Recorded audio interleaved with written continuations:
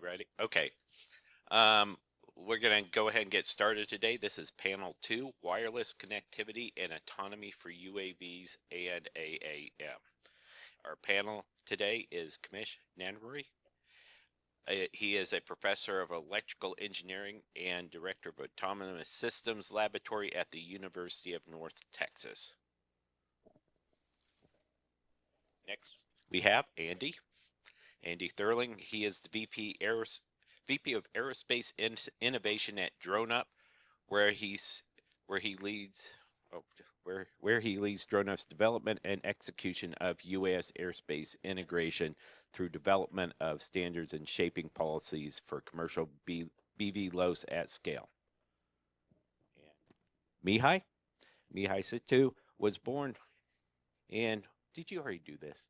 Okay, he was born in Bucharest, Romania. He received a BE and MS in electrical engineering from the Polytechnic University of Bucharest.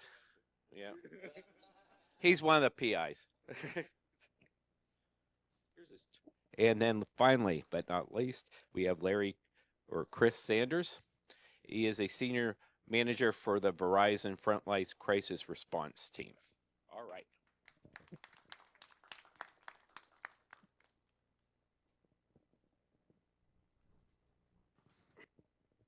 So I have a couple prepared questions, and then we can kind of talk through this okay, so for everybody here on the panel, given the reliance on robust wireless communication for UAS and AAM operations, what advancements are being made to ensure reliable connectivity in urban and rural environments? So, I can go first. Yep. Hey, good morning, everybody. So, to your question, I can speak for what Verizon is doing. So Verizon is taking a very methodological approach to how aircraft operate on the LTE network. It wasn't until very recently that, whether you know or don't know, that the FCC recently opened up the ability for aircraft to operate over 5G frequencies, which is great. But the reality is that for the majority of areas across the United States, 4G is going to be probably the most ubiquitous way for aircraft to operate on an LTE network for myriad reasons, but the primary reason being that 4G propagates farther and longer than 5G does. 5G has a much smaller wavelength. So in urban areas, 5G is great. So I think the main thing is having aircraft and radios that can operate on both 4G and 5G and be able to make that transition seamlessly between those networks. That way you can ensure that regardless of whether you're operating in a dense urban environment like New York City, Dallas, Los Angeles, what have you, or if you're operating in the middle of nowhere, Kansas, that you have LTE coverage that can support whatever it is that your aircraft is trying to do. And that's one of the things, which I'm sure we'll get into more things that Verizon's doing, but one of the things that we're doing to ensure that while aircraft are on our network, that they are operating across all of those bands safely, effectively, and efficiently. Okay, so I think one of the important things that's happening is consolidation of the different types of links that are relevant to aircraft, because you have, especially for UAVs, you have the control link, but you also have various payload links that they may be telemetry, maybe images, maybe LiDAR information, things like that. Maybe anti-collision links that are, or sometimes coordination links, right? So if you have a swarm or a team of UAVs, then that's a separate, different kind of link. And at least logically, right? And traditionally, it also used to be the fact that different logical links are mapped on different physical links, right? So you use different technologies. You may use Wi-Fi for peer-to-peer and LTE for large long-range telemetry, and so on. And what seems to be happening is that more and more of these links are getting consolidated in one single physical link, and those links get standardized, right? So they become either cellular or satellite, and they get multiplexed. Of course, there are risks that come with it, in that if you lose that one physical link, you lose everything, right? You don't have backups, but those links become more and more reliable. And I saw people using multiple modems with multiple networks for just in case there is a hole in this network, they're not going to fall off on this other network. That's a good point about the multiple links, because that's what I see people doing now as well. And it's not just multiple 4G or 5G links. We fly our aircraft with 4 modems for 4 different providers. Verizon's one of them. And so we will pick the best. The radio does that for us, so we don't have to manage it. The radio manages the link. But people have gone one step further now. They're mixing in C-band, the C-band radios or the C-band frequencies that have been allocated by the FCC now to UAS. I think that's 5030 to 5091 kind of like frequencies, which is a really good frequency for line of sight. But not so great when you start looking through trees and terrain, obviously. So satellite plays in a role as well, because that's generally obscured, but it's very expensive, and the equipment can be heavy, but it is getting lighter. So what I've seen is people creating multiple modalities now, where they're looking at satellite, they're looking at C-band, they're looking at LTE. So the radio manages all of that and picks the best one, so that you can get the connectivity you want. So on that topic, you asked a question about autonomy or automation and links. The two are almost run at cross purposes. The more automated the vehicle, the less I need connectivity, but the more reliable that connectivity has to be. So that's kind of like the conundrum, is that I need, as I get these aircraft more and more autonomous or more highly automated, so that the humans that are managing them from a control perspective are doing less and less. The vehicles still need to be monitored by humans, and the humans need to be able to go out and tell that vehicle to do something, but that communication needs to be very reliable.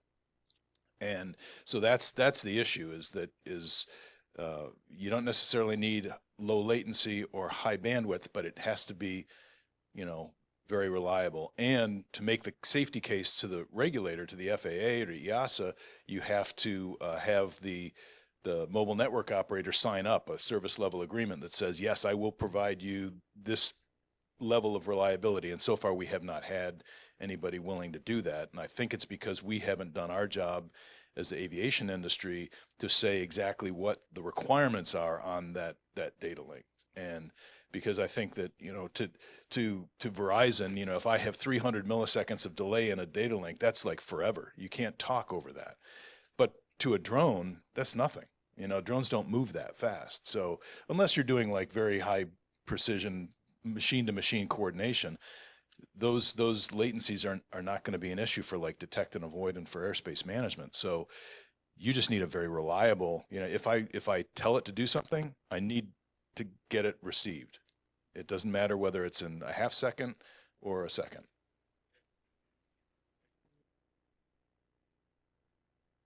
Following up on this point, a couple of things. One is autonomy and reliable communications go hand in hand. Autonomy is, in some sense, what Andy is saying is that in autonomy, the vehicle is able to take care of itself. But at the same time, people on the ground have to know what is going on. So you need a communications constantly, in fact, just to observe everything is going good. So then, if given that you, of course, you can see the value of reliable communications. At any given instant, at any given time, we should know where the vehicle is, what it is doing, what's the state. So I will share some experience that I had on the project of Advanced Air Mobility or Urban Air Mobility National Campaign, in which UNT was actually took leadership in some of the activities. So we partnered with about 15 companies, and together for about 2 years we have done lots of simulations. And finally, on October 11th, 2022, we did a demonstration. So under the supervision of NASA and FAA team. So it was a Bell helicopter. We used it's a surrogate flight, not exactly unmanned aircraft. It's a regular aircraft. There was a pilot, but we still pretended as if it's an automated flight. So we had all this equipment, radios primarily. And suddenly, initially we planned to fly about 11,000 feet, but then they said go to 13,000 feet. And we used two types of communication systems. One is LTE,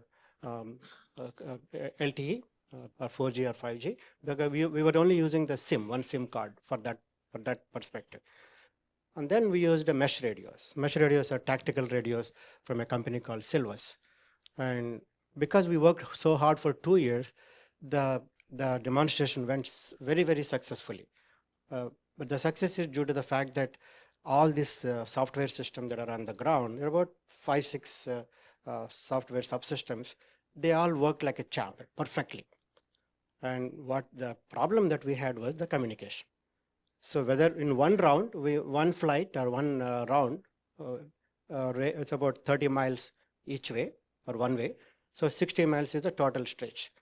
So that one round we used, we depended on LTE or cellular service. In the second round, we used the mesh networking. So in both cases, we had lots of gaps. So what we are looking for is, at least at minimum, we are looking for a telemetry that was sent from the vehicle. So we had some gaps, and we did not get the telemetry in both cases. So that shows, the point here is that it shows the importance of the need for reliable communication. So what happens if you don't get a telemetry? Probably nothing is it's not going to be dangerous, the flight is not going to crash, but you don't know what the vehicle state is. So can we live with that? That depends on how autonomous the vehicle is, for example. So in this case, the Bell helicopter, there is a pilot sitting, so we don't have to worry about it. But think about somebody sitting there, and then you're not getting where the vehicle is. It's not a car on the ground. It's a vehicle in the airspace. So first of all, the importance of this reliable communications is very clear. Second is, how do you get it? There, maybe you can have both mesh networking and cellular, and maybe satellite. So how do we achieve this? How do we achieve this backup and complementary communication infrastructure? That requires a lot of infrastructure on the ground. Okay, so I'll stop here. All three of you gentlemen made 5 points, but I'd like to go back to something Mihail said. Talking about how the data gets processed into basically one channel, both payload and command and control. One of the things that we are working on Verizon, we don't do it publicly today. We're because I'm part of the committee for our drone use case. Everything that Verizon does with drones, internally and externally, I'm part of that committee. And one of the things that we're working on actively today is breaking those data streams apart. So command and control is one stream, payload is another stream, telemetry in my opinion, should be tied to command and control, but prioritizing at the very least that command and control stream so that you always maintain that connectivity for, at the very least, command and control for flight safety over the network. And then in the future, potentially building the rest of that out, prioritization for public safety, for video streaming and things of that nature. So that is something that we are working on. I can't speak to any of the other LTE carriers, but I can tell you that is something we're working on. And it's very important to us because what we're actually working towards is a universal traffic management system. So having aircraft that are on our network using networked remote ID so that you know where those aircraft are on the network at all times also goes to a safety factor, because if they're using networked remote ID, you can ensure bad actors aren't going to do something with a drone, because you could potentially have the ability to interact with that drone from a law enforcement standpoint if they were doing something illegal or unsafe or something like that. But the main point is getting back to that, breaking the data stream apart, because to all of their points, if it's a single point of failure, if you have everything in one stream and you lose connectivity with that stream, whatever you're doing, if it's an important mission where you're doing mapping and your aircraft loses connectivity, most drones today, after a certain amount of time,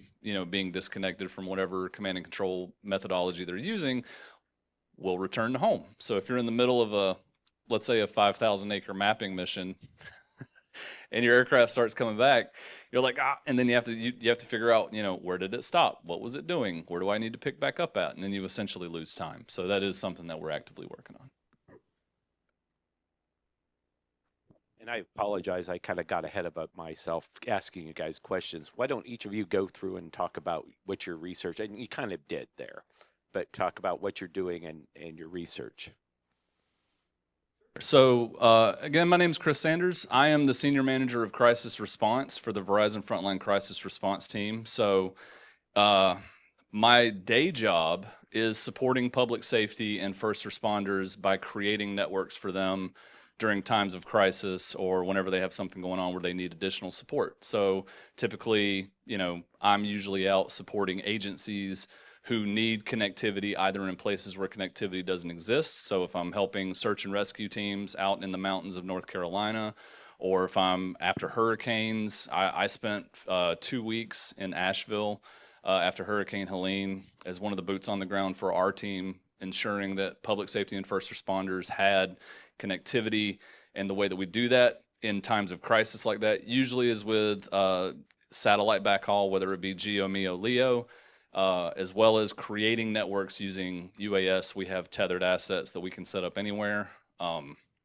So that's the one hat that I wear.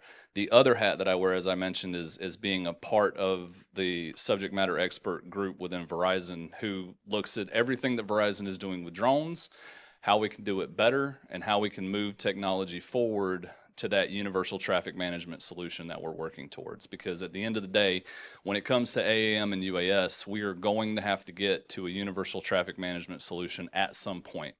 And LTE networks, at least in my opinion, are one of the easiest ways to achieve that, because all aircraft could be on some version of an LTE network, whether they're, manned aircraft to AAM to UAS. Like, that universal traffic management solution can today work with ADSB, can today work with many of those systems that are currently being used, but trying to take multiple systems and converge them create a lot of technical obstacles, I'll say. Whereas an LTE network is pretty ubiquitous and pretty flexible in what it can do from a management standpoint. So that's one of the other hats that I wear. And I wear a whole bunch of other hats, but I'm not going to go into all that. So. Thank you. So I'm Mihai Schitiu. I'm professor here at NC State. I'm a co-PI for AirPo. My main research area is in wireless networking in general, especially in multi-hop wireless networks, so like mesh or sensor networks. And in AirPo, I'm primarily in charge with everything that moves. So that's UAVs, rovers, portable nodes, as well as the digital twin.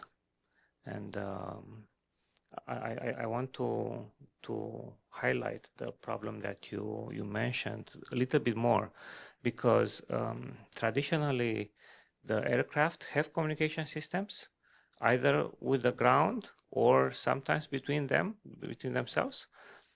That's the manned aircraft, but the drones have separate communication systems that are not, for a while it was considered, should we use the same on the drones? Because we could. And FAA said, no. It's going to be way too many drones in the air, and they're going to interfere with the aircraft. So you don't get to use ADSB. You use a new thing. It's going to be called remote ID. You use that.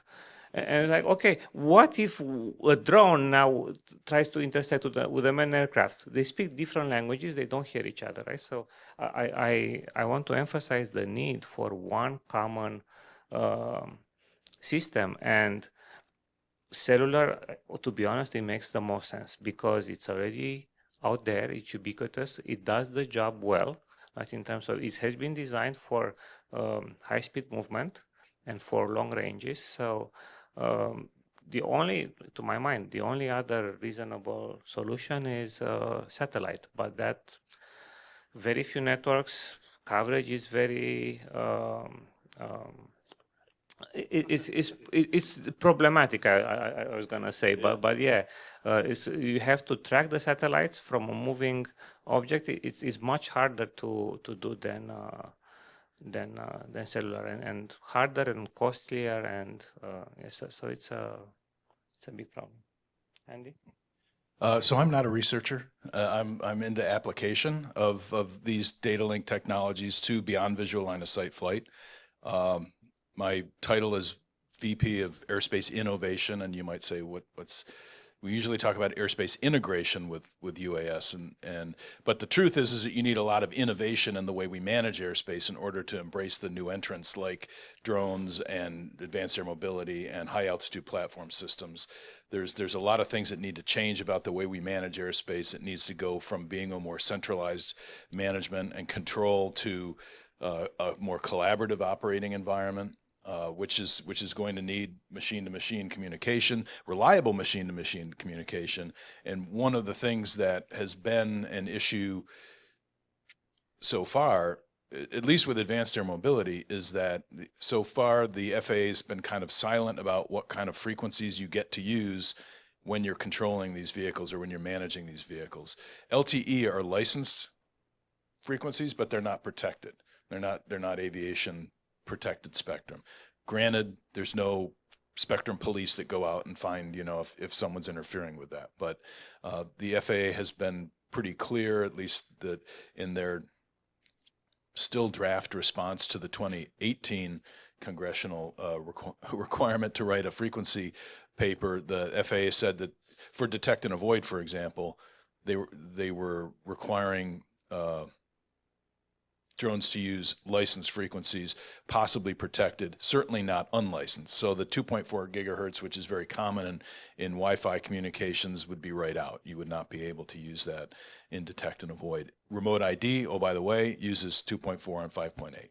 So right there, one would think that the FAA's direction is that you can't use remote ID for detect and avoid.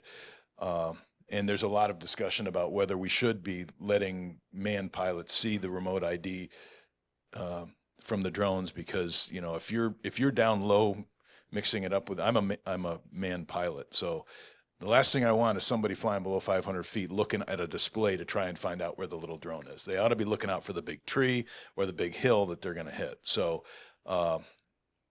there's a lot of discussion about that. There's also a lot of discussion about, appropriate frequencies for advanced air mobility. There is nothing that is allocated for V2V communication right now for advanced air mobility. There's a number that are being explored, but there's nothing been latched onto. And I think, Commissioner, you're involved in that work with the V2V stuff. So, that's still a big open issue, is how do these aircraft coordinate. And there's been a lot of work with the C-band, because that is in aviation protected spectrum, and that's why it was allocated for drones, because it is aviation protected spectrum. So I guess we'll see where that goes. But there are standards, there are radios that are using that now. You were wondering about what vehicles were using for radios. That at AUVSI just recently, did you go by the UAVionics? So they've got that new radio out that uses LTE, 5G, C-band, and satellite. So you're covered. Now, of course, that's their advertising, but as a test pilot, I'd want to test that. But at least they're seeing that there's a niche there, or at least a gap that needs to be filled. As Andy mentioned, I've been participating in UTM and EAM since 2014 when the whole thing started, and in fact fortunate to be associated with the AirPower platform here too. So at this point, in fact, as Andy mentioned, my working group, the working group that I'm chairing, is called IEEE 1920.2. The vehicle-to-vehicle communication standard has been drafted. It's in the balloting process within IEEE. So it takes about 1 month. It will be open for comments, and once we get the comments, we'll resolve them and resubmit for reballoting, and hopefully by end of this year we will see V2V communication standard out for public. The key thing is at this point, we didn't specify any frequencies because we cannot. So we just say, what kind of information is needed? For example, for collision avoidance, for detect and avoid. So that's number one. Number two is we came up with sort of messages, the formats, and we stopped there. So we came up with use cases, and then the message formats and the content. So probably this will be the starting point, and it might be revised based on the industry needs and all that. But even to come up to this level, I worked with RTCA, Gamma, and ASTM, all these organizations to make sure that we understand the landscape and we know exactly what do you mean by collision detection, detect and avoid. So with all this, we have the message formats and content. Next is when the FAA, for example, comes up with a frequency for V2V, you could use the same. You could use for this protocol. So it is right now radio agnostic. That's how we kept it.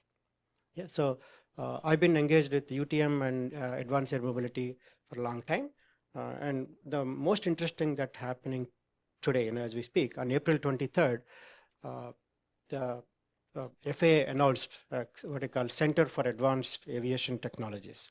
And that is, for that, there are several proposals went in, and I led one proposal, and one more proposal was led by Texas A&M. So, well, what we decided is whichever project gets approved, we work together. So right now, as we speak, the discussions are going on what exactly we need to do in the we call CAT, C-A-A-T. So the CAT facility is happening right in my backyard, Dallas-Fort Worth. So the discussions already started. Mike Sanders is the executive director of this new facility that is coming up, and it's going to be one-of-a-kind facility. And we will be testing all kinds of altitudes and different vehicles and communication systems and all that. So I'm very happy to be a part of that. Okay. Well, the next question, I think we've already addressed this, but how can we address interoperability challenges between different communication systems, especially when integrating legacy infrastructure with new technology? I think we kind of covered that. Or does any of you have any more on that one? I think that the only thing that I'll add to that is as we continue to move towards a universal traffic management solution, that will preclude sunsetting older technologies that are either replaced by whatever the UTM system is, which I believe that LTE is absolutely going to be a fundamental part of. There will obviously be other systems tied into that, ADSB, things of that nature, but some of these older legacy systems will probably be sunset once the function that they perform today is kind of overshadowed by what LTE and a universal traffic management system can provide. Making sure that happens so that you don't have systems cross-talking, because you absolutely don't want that. Like that's going to create way more problems than it'll solve. So making sure that teams like all the teams that y'all are working on, all the boards, all the workshops, things of that nature, making sure that as we move towards ASTM and standards and things of that nature, that as those get put in place, as new technology moves forward, recognizing the things that are no longer useful and sunsetting those and getting those out of the system as quickly as possible to prevent any system crosstalk. Now, if you want to talk about using it as a sort of pace plan, so like a failover system, that's absolutely appropriate. I think that's, because anything could happen. Networks go down from time to time. I mean, hurricanes are a thing. So making sure that aircraft can still operate in some form or fashion and be able to maintain whatever their autonomous avoidance or detect and avoid capabilities are, which will probably be tied into that network too, because if you have a networked remote ID solution, we are testing now the ability over an LTE network that if we recognize, if we being, we're doing it at human in the loop testing right now, but it will eventually be autonomous, that if a situation is recognized where two aircraft are on a collision course with each other, messages can be sent across the LTE network to the pilot. So, making that part of that whole solution is how we move things forward, I think. And that's what I'll add. I'll add that, in your backyard, Dallas-Fort Worth, we're doing the UTM implementation and that's active now, where we're fielding the it's a ASTM standard, USS to USS interoperability. USS is a UTM service supplier, so it is performing a strategic conflict detection where, in a collaborative manner, drones will share or operators will share the operational intent for their vehicles. Those operational intents will be cross-checked versus other operational intents, and any conflicts will be alerted, and the system then goes and refiles to get a conflict-free flight path. So this is more of a strategic. It's a strategic conflict detection and collision avoidance. It doesn't really get to that tactical level of drone-to-drone communications yet. That is foreseen. I mean, I try to be very careful not to put requirements on systems that when there's no reason for it yet. The sky is not dark with drones. The collision or the strategic conflict detection can provide us enough mitigation for drone-to-drone collisions that the drone-to-drone detect and avoid, if you will, is not necessary yet. But I can see times where it will be, and especially in certain airspaces which will be more densely populated with drones, overpopulation, which is going to be potentially more dense to the point where you can't afford to have a drone-to-drone collision. That's when you're going to have to start to see these additional requirements get levied on drones. But got to be real careful about doing that too early, or you will stifle the development of the industry. Because, I use this analogy. I don't want to see us do to drones like something. Imagine if you went back to 1926 and said to Mr. Boeing, "You can't start United Airlines until you have TCAS." We wouldn't have commercial aviation. So you don't want to do that to drones. When there is a hazard that needs mitigation, we should be putting in place methodologies and looking at key indicators to say, you know what, time's coming. We're going to have to start talking about this, but let's not do it too early. Let's be ready for it. Let's have data links that have the performance requirements, and let's be agnostic to how that's performed, because we don't know what frequencies are going to be. What frequencies are going to get allocated by the FCC. We don't know what radio technologies will be available, but we do know what information, at what rate, and with what latency we do need to communicate in order to mitigate those hazards. So You guys got to take a second. Suppose Rudra has a question.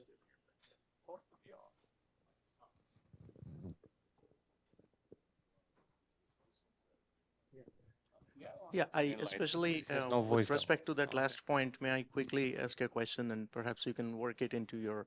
I wanted to ask you about security. So all these new things, and yes, I understand the point about you have to build the thing and then build, TCAS, for example. But then our security colleagues tell us that all security problems are because we didn't build it in at the ground story. And two, when we're talking about pilots getting maybe text messages saying that, the ADSB didn't tell you, but you're about to collide, it gets easier to spoof such people maybe, and then autonomous things in the short run, maybe even easier to spoof. So I just wanted to inject that, if you will. Thank you. point. And I almost planted this question because that's the question that I would ask myself. ADSB is not secure. You can spoof ADSB. People do spoof it. Fortunately, not that much in the United States, but it has been spoofed other places. And so there of course there are ways to validate ADSB enough so that you can trust it.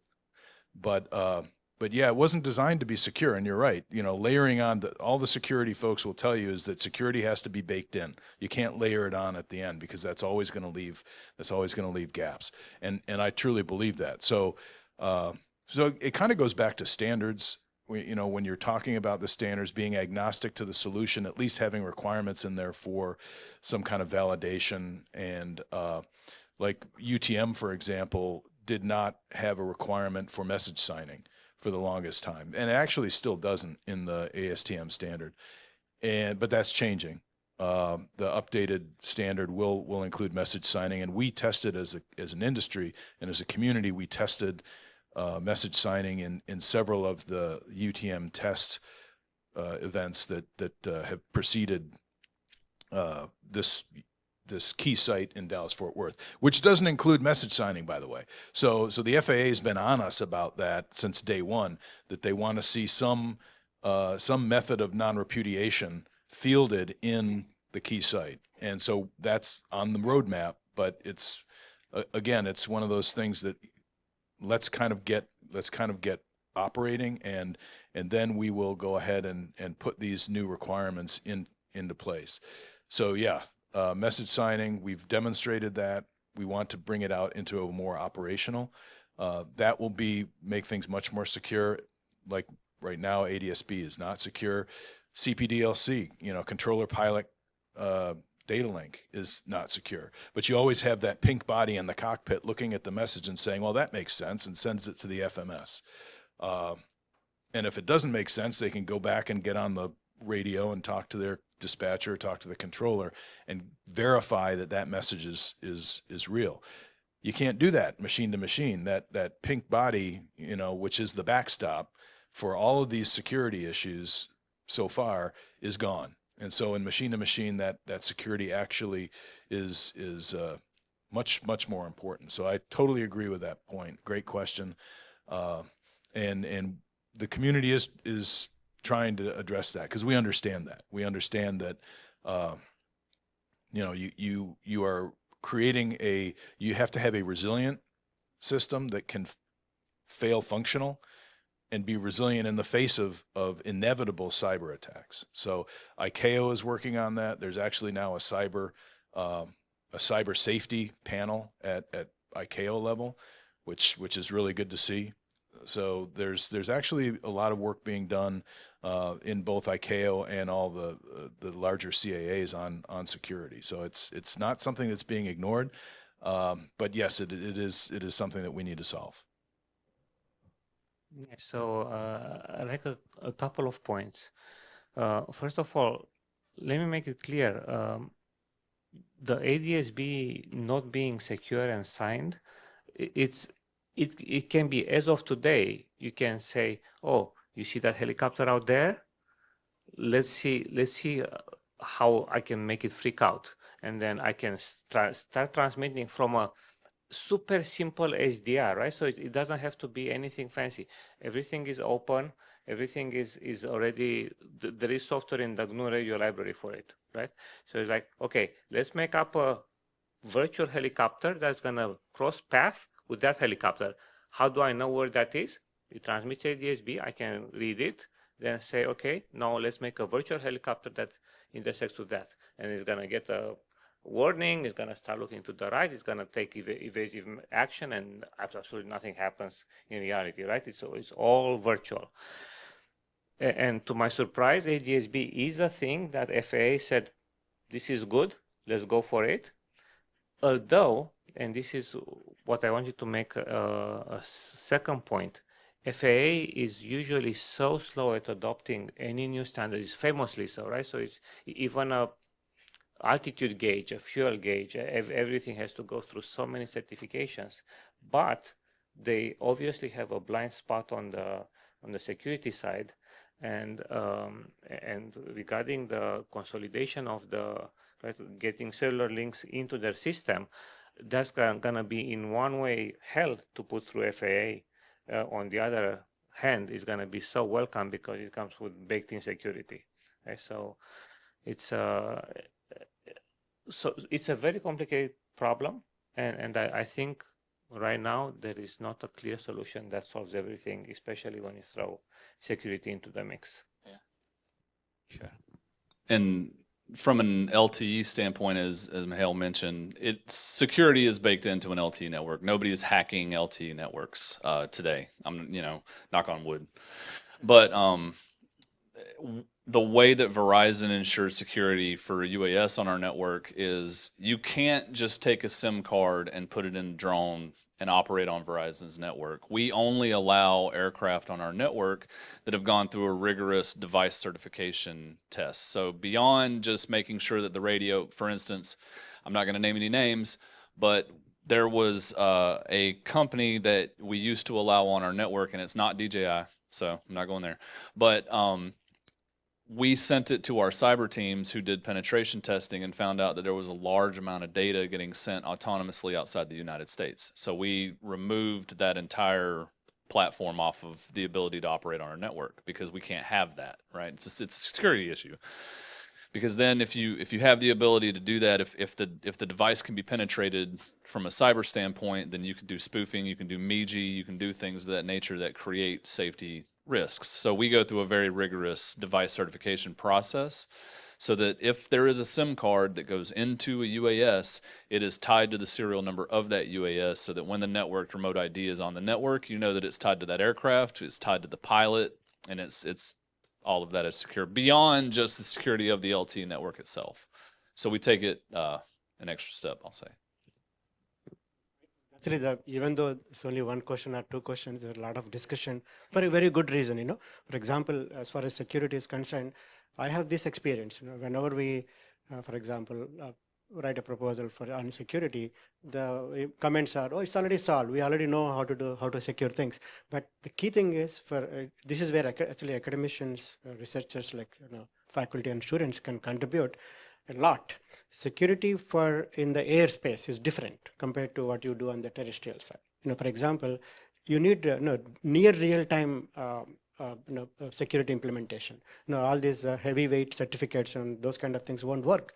And another thing that I noticed is we should be able to what you call it's like we wanted to make it like stateful or stateless. In some cases, one transaction is good enough, but sometimes you have to build on what you did before. So basically, security process itself is like a stateful system, but you need to implement on a stateless system. The reason is, suppose you link breaks in between, you're authenticating somebody and the link breaks, then you should be able to go back to the place and then continue rather than restarting from scratch. So that requires some solutions to some sort of technical and some innovation basically. So we can't assume that we take security things on the ground and put it in the airspace. That's a very, very wrong notion, and again that's where we can actually contribute. The second thing is the homogeneity or the heterogeneity problem is much bigger than what we are seeing, I think.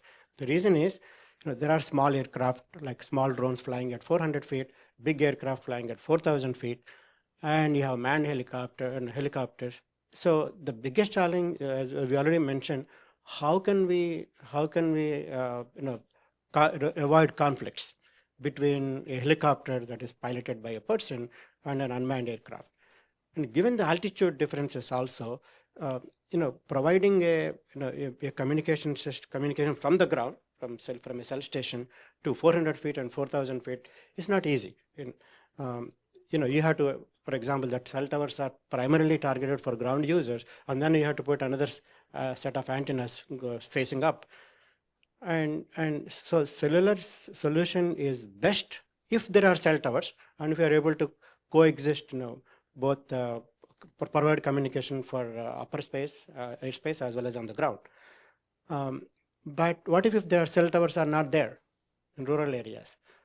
So then we can go back up with the satellite communication, but that may be time consuming. And if you are following LEO satellite, if you're using LEO satellite for SATCOM, the handover mechanism is not that easy.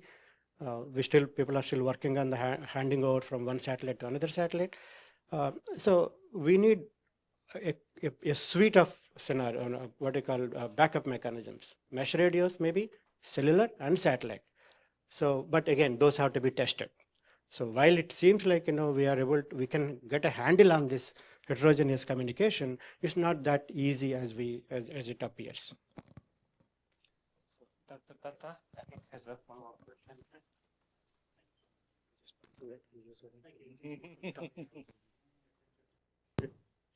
Yeah, thank you. Yeah, a quick follow-up to 2 points. One is with respect to the network aspect of it. and that is that I don't doubt that the network's secure and that the SIM is secure. My question is anybody, am I allowed to send messages to it from here? If not, is there a network slicing aspect to that command and control, LTE SIM system? So that's sort of where I was hoping that we would maybe hear from. And before, I really want to hear about that, but one other point, if I might, to the audience quickly before that. When Dr. Sikitu said that, that is absolutely not an invitation to use AirPaw to spoof helicopters. So that is totally no. Do not do this. That's not what we are saying. Thank you. So that's a great question. Network slicing is going to radically change, in my opinion, a lot of how data moves across networks. Network slicing being brand new to most of the carriers. We recently just released network slicing for public safety and first responders. So today, no, but we are looking at in the future, could there be a network slice for aviation? What does that look like? Who can operate on it? Who has access to it? Who doesn't have access to it? Where do those levels lie? So we are absolutely looking at that for network slicing. It's going to take some time to get there. Yeah. Because it does require, so network slicing requires, so there's two kinds of wireless networks, non-standalone and standalone. In order to do network slicing, you have to be on a standalone network, which requires a different core than the non-standalone network. So it's a hardware obstacle, and at the end of the day, yeah, well, money, yeah, but we will get there. We are currently releasing standalone networks across several markets. We just recently opened up the standalone network in Atlanta, for example. So it's coming to the large urban areas, and it'll spread from there. So we are absolutely looking at beyond public safety and first responders. Who else? What other use cases need network slices, and then getting there. So I hope that answered your question. Again, we keep going into things before I even ask them. Yeah. With the increasing demand for data transmission, what strategies are employed to manage network congestion to ensure low latency communication for critical operations? I think we've talked about this. Do we have anything else to say on that? Yeah. It is 100% my question. The way that Verizon manages congestion on its network, I can't go into a lot of specifics, but what I can tell you is that the primary way that we manage congestion on our networks is from a tiered aspect. So we have Verizon Frontline, who offers plans and solutions to public safety and first responders, which gives them priority access to our network and things of that nature. We also have preemption, which we very rarely use except in extreme cases, but it is something that we can use. I think that moving into the future, once we start looking at this UTM solution and how aircraft operate on that network, as I mentioned before, prioritizing that command and control aspect of the aircraft is going to be critical for flight safety. And I think it's something that, beyond just Verizon, any LTE carrier who is going to offer LTE services on a UAS should break out that command and control data stream, because it's a very small data stream, very small packets, easy to prioritize and easy to ensure that it maintains that criticality over the network. I think that is something, and I'm glad that we're working towards that. I can't speak for anybody else, but I think that should absolutely become part of a standard, in my opinion. I was gonna say, please speak for everybody else and make a standard. So it's not the Verizon solution, the AT&T solution, the T-Mobile solution, to be the one solution that everybody uses. And if I may, because we all know that the FAA isn't gonna come out tomorrow and be like, this is what UTM needs to look like. They're waiting on industry to come to them with a solution that is safe, effective, and efficient. So if we can do that, I think that's where the standard, at least for LTE UTM, comes from. And then it then becomes a requirement to say, if you're going to operate a UAS on an LTE network, it has to check these boxes and meet these standards. And I think breaking out the command and control piece of that data stream should absolutely be part of that standard. Now, breaking out, it's just going to become a competitive business thing for payloads, right? Like, oh, we're going to prioritize video across our network. Like, cool, it's going to cost this much more money. So I think that's part of the future on the payload side, but the command and control piece is a flight safety aspect. And as a former tactical air traffic controller and airspace manager, I can tell you that, safety has to always come first, especially as we move towards UAS and AAM, because let's be real, what the future looks like is there going to be drones and flying taxis everywhere. You can have a human in this. There's going to be a lot of one-to-many operations. You're going to have, like, I'm not going to name any company names, but there are going to be a lot of delivery companies out there sending hundreds of thousands of drones out on a daily basis across the United States. There's not going to be a pilot to aircraft scenario. It's going to be a one-to-many scenario. Same thing for AAM. There's going to be like several aircraft moving people around. You will absolutely have a human in the loop there. I think the FAA is going to make that, like, I can't see them making that completely autonomous, in the short term, but that's what the future looks like. So we have to get to a point where there can be as much autonomy with as much communication reliability with as little human in the loop processes in place. So. Yeah, I would agree. And just to probably summarize, the more you do on the airplane, the less data you have to send back. So a lot of edge computing at the airplane, edge at the cell tower. So you don't have to send all the data back. You can process a lot of it and just send information and not data. Information's a lot smaller than data. So doing good edge processing helps avoid that network congestion to begin with. I would say standards, 3GPP is very active in working with EuroK and RTCA and on operational performance standards for cellular in UAS. So there's actually a standard that is going through ballot now that is supposed to be, that's one Boris is leading. And so hopefully that will create, some performance standards that can be met by the mobile network operators that aren't like pie in the sky. We need super high latency, super high throughput, super high bandwidth, because we don't. We need to be reasonable about these requests and create the ability for mobile network operators to sign a service level agreement, because the FAA is going to demand that. I mean, I no doubt in my military mind that the FAA will, when we start talking about approvals for third-party service providers for communications, and RTCA is working on a standard for that, by the way, but when we start creating performance requirements for these third-party service providers of C2, that there's going to be a service level agreement that's required. And so far, MNOs have not been willing to do that. It's best, that they haven't had to do that with their customers on the ground.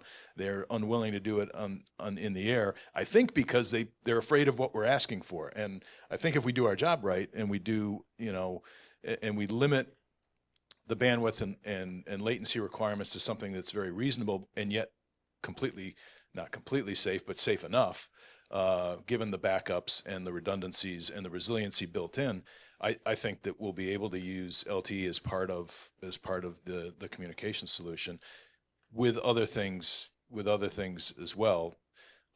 Protected spectrum is going to be an issue.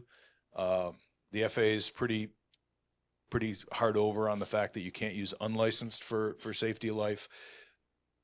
The LTE frequencies are licensed, so that solves that problem. But typically what you see from the international community and what ICAO has now in their C2 requirements for RPAS, remotely piloted aircraft systems, is aviation protected spectrum.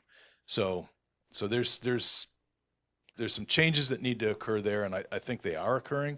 Those conversations are starting. People are beginning to talk about systems that are the one-to-many, or what I like to call the M-to-N, where N is much greater than M.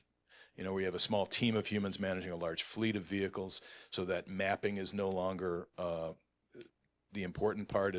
The important part is how those vehicles, how much workload those vehicles are driving onto that team, the less workload, the more vehicles you can use with a small team.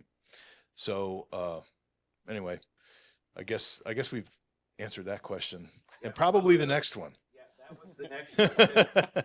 Yeah. Because I said edge, right? Yeah. Oh, we have a question. These guys did get the. Oh, he's Okay, from behind, from behind. I wanted to have a follow-up question to that. I heard a lot of the keywords like the reliability and the latency. And then I really wanted to draw the similarity between the vehicle communication versus the UAV communication. In the vehicle communication, people have the standard, like 20 years ago, they have the DSRC, they have this, and to recently, this is CV2X. But we haven't seen many vehicles that actually have the CV2X. So that leads me to think like as a wireless researcher, we never say like our communication reliability is 100%. That's not realistic. So in your view, I mean, this is a question for all four of you because you come from the academic background as well as the industry background. So in your view, where's the future of the mobility communications like the V2X and UAVs? Because if reliability is a really important issue, this would be a very hard question. So, and probably like for example, is V2X dead? Something like that? That's a great question. I was thinking that just myself like 2 weeks ago. I mean, you remember about 2 years ago, the FAA had that V2V workshop and MITRE was leading it, I think, or one of those think tanks that works with the FAA. And we had some meetings and we did, there were workshops and there were papers and whatever happened with that? Because, that's an important thing to keep going. Yeah, in fact, it's a very good point. I had the opportunity to work with those DSRC. Really speaking, is DSRC today, without DSRC, we're able to operate, right? Meaning that they're not using, basically, the self-driving cars are not using those. So I have a bunch of units sitting in my lab, but, there was no such necessity. But in the case of drones, you cannot live without V2V. It's because these encounters are going to be so close. Without V2V, autonomy is not possible. You cannot guarantee collision avoidance. So the situation is entirely different. Without V2V, in fact, this advanced air mobility or even DSS or UTM, they cannot sustain. So things are going to be different, actually. Well, I would say that without V2V, you can't go to the scale that we want to go to because it's not a hazard that we have right now. But people who are looking out are seeing this and they're saying, yeah, this is going to be a big issue. And there was some momentum behind that. Like 2 years ago, I remember those workshops, but I haven't been seeing much in the very near past. So I think the FAA is hunkered down with this Part 108, which is the BVLOS rulemaking. So whenever the FAA gets into the rulemaking process, they clam up, because they can't talk about it. There are federal rules that say that they can't, it basically, I don't know what's the yeah, it's a quiet period during the rulemaking. So it's unfortunate because this is a pretty important period of time to be starting to talk about what's next, what's the next problem. And I think it's going to be a reliable, low latency V2V that occurs on aviation license spectrum. I'll take it. Yeah. So, no, because this one works. The other one needs to be activated. You see, as I told you there.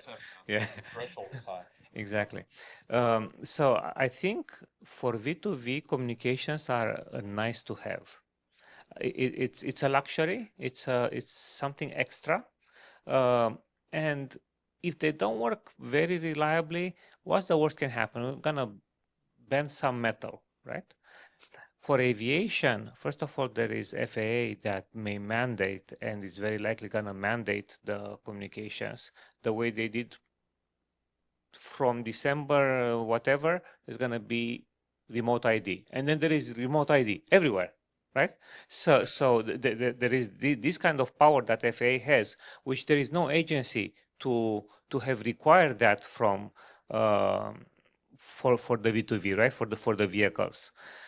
Besides, for a vehicle, if anybody mandates, then they're gonna be what, $100 more, $200 more for every vehicle on the road, and people will say, "Oh, wait, why do you want us to pay this extra tax?" But for UAVs, that's okay.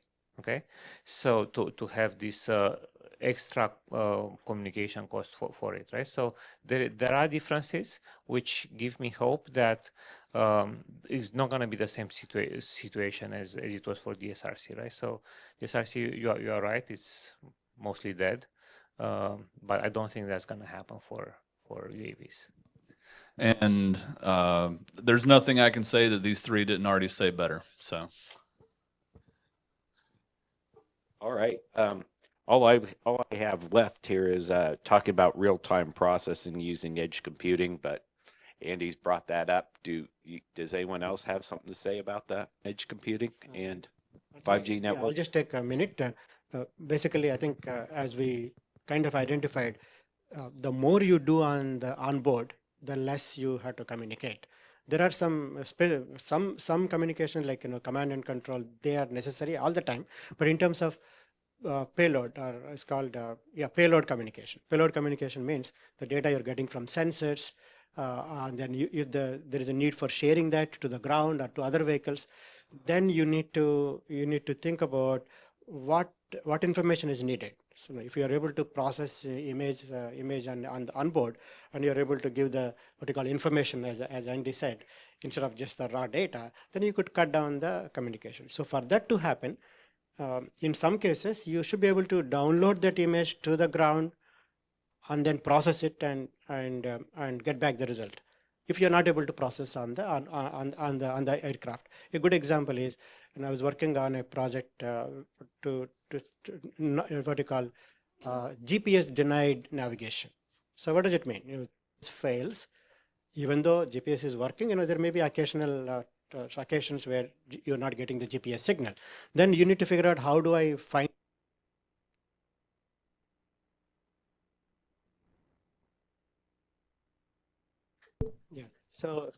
So when we need to know where the vehicle is, the vehicle has to do some processing, maybe based on the images that it can see at its location. So for that, you need to do some processing.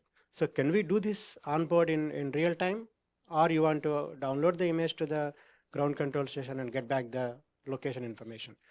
So it's very both can be done, but there are pros and cons, as you can understand. So in those cases, edge computing is really helpful.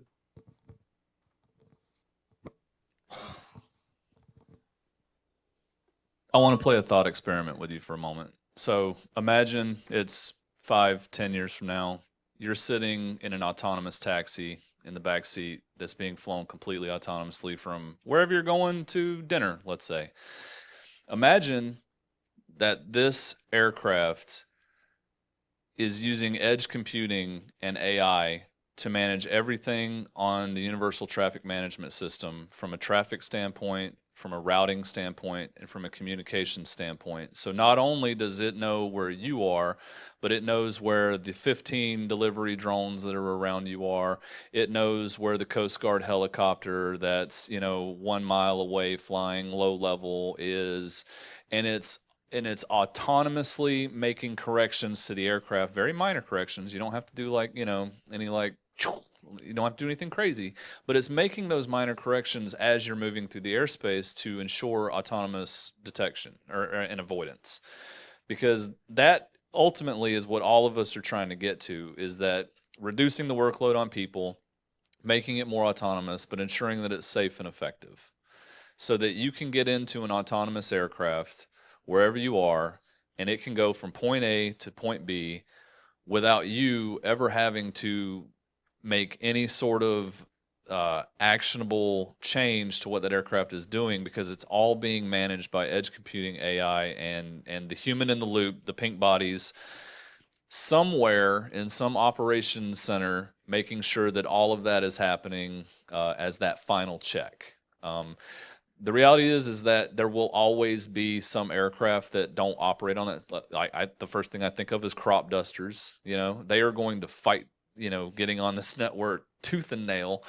There are always going to be what I refer to as dark drones, people who can, you know, buy a drone kit off of the internet and put it together in their garage that doesn't use remote ID, that doesn't use any sort of system, that may not even have GPS on it, but they can put it in the air and fly it manually. Like, that will always be a consideration. That will always be a thing that we have to deal with. But getting to the point where we can remove 99% of those considerations and get to that safe, efficient, and effective system is, you know, the future, in my opinion. I'd like to add on to that, you know, that understanding the environment that you're operating in, but the relevant environment that you're operating in. You don't need to know what's going on across the city. You just need to know what's going on in the area relevant to your, you know, detect and avoid, or keeping your flight path clear in the next couple minutes or the next 30 seconds. You don't need to know what's going on in Central Texas when you're flying, you know, in North Carolina. So that's where, you know, the beauty of operating more towards the edge and not having everything centralized, so that information doesn't need to flow all the way to a centralized location and then back to somebody that makes a decision about what is relevant. You know, that the traffic can report itself into the local edge, you know, processing units, and that information doesn't go any further than it has to. It may go back at lower bandwidth to some centralized control place. That's great, but for those fast, low latency, you know, high reliability requirements and communication, you're doing more at the edge. And so that, I think, is the beauty of using that, and that stops reliance on trying to like uncongest the networks. Is don't congest them in the first place. Don't send more information than you need. And drones are terrible at doing this. It's an embarrassment of riches with data, with drones. I remember when I was at AeroVironment and we were doing Global Observer, which was a giant 175-foot wingspan, liquid hydrogen powered stratospheric drone. We'd have a 3-hour mission and have like terabytes of data to look at. Why? Because we could. You know, and so that you can't think like that. You really need to think about, you know, what is the important. Now, this was flight tests, so yes, you probably needed more data, but really thinking about what data are needed, and, you know, and being a little bit more efficient. You know, I'm still old enough to remember, you know, the original IBM PC, which had like, you know, if you had 512K of memory, that was a lot. And people still did like spreadsheets and stuff like that in there because they were very efficient with use of memory, and we just have kind of lost that. And the drone industry exploded that out of the water with putting a lot of data on these data links, to the point where now you got to throttle it back. So think about that a little bit in research, as being a lot more efficient in the data that you are putting on the network. Make it more information rich instead of data rich, and do the processing more at the edge. Sure, blame the researchers. A quick question with respect to what we heard about the autonomy. Very glad to hear that. So if we could get some perspective on, is autonomous flying easier or harder than autonomous driving? Fully autonomous.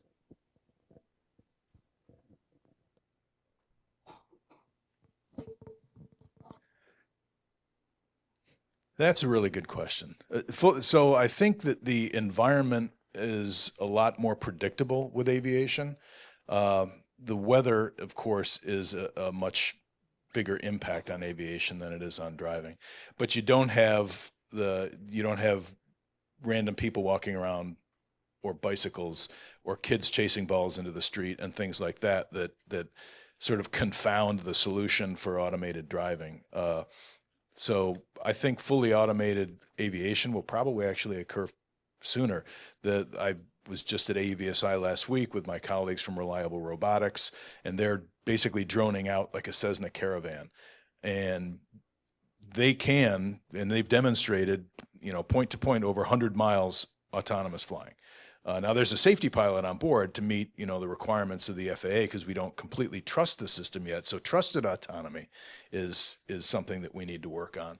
But doing that is not as difficult as I think having a car drive across that same distance autonomously, because there's just a lot more weird stuff and unpredictable things that are going to happen. So, but I think it really depends on what you're doing with the vehicle. Point-to-point cargo delivery is probably pretty easy. Navigating your way around a city with all